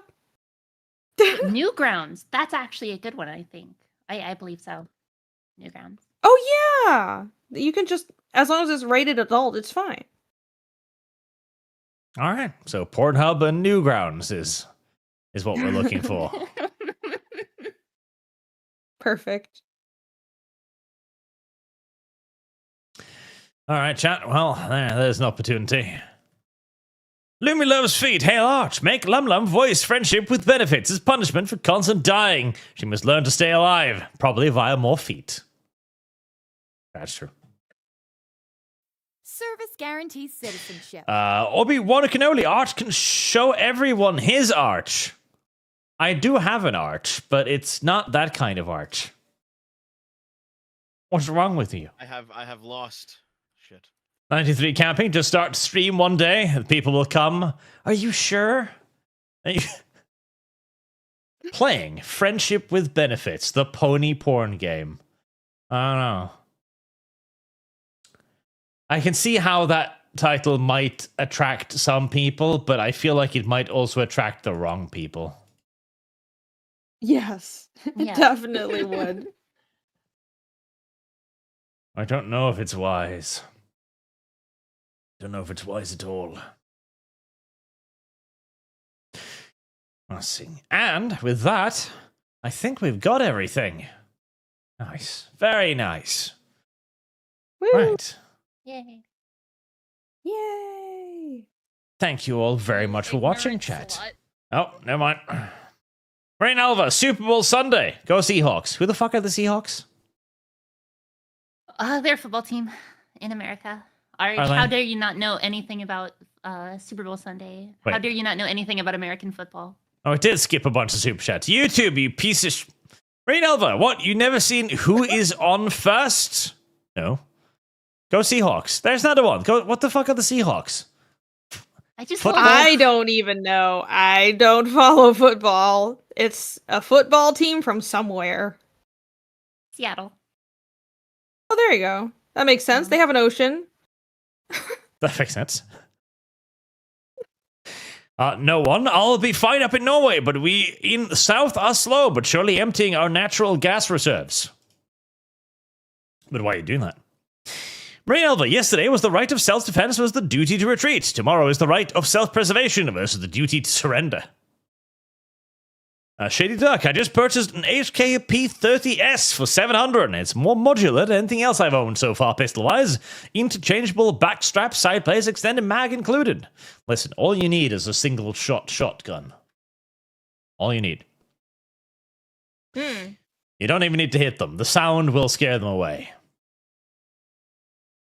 Sandu, orcas are the only natural predators to moose. There you go. And Oshikadori, or there is Archer's country, where the prisoners get better housing. That is true. The prisoners in Norway do live better than most random Norwegians. It is correct. That's nuts. We have to have our human rights somehow. That's overrated. Human rights may be overrated, but we have committed fully to them. Well, my I'm there. condolences. Now I caught the rest of them, chat. YouTube fucking just scrolls past this shit sometimes. Annoying. Yay! Yeah, Yay. YouTube's difficult. Yay! Thank you very much for watching, chat. Thank you for your super generous donations, as always. And thank you, Renie and Porkers, for showing up today. Yeah, thank you for having me on. Thank you, chat, for being here. And for anyone who backed the campaign, who backed Fiendish Chapter 3. And thank you for having me on, Arch. This was hella fun. It's good to be Yeah. back. And you can find the Nice to links meet to you, Renie. Renie in the comments down below. Yeah. Oh.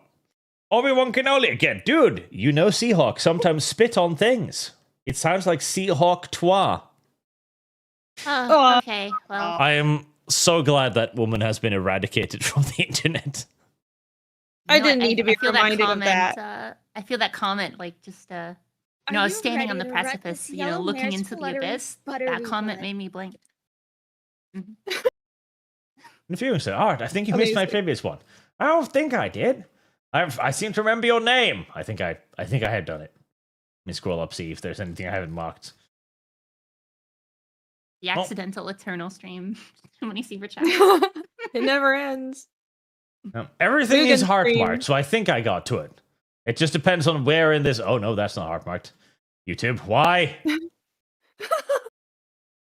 And now the quest of finding that. There we go. Viewing stuff. Okay, I saw your chat and I just ignored it for.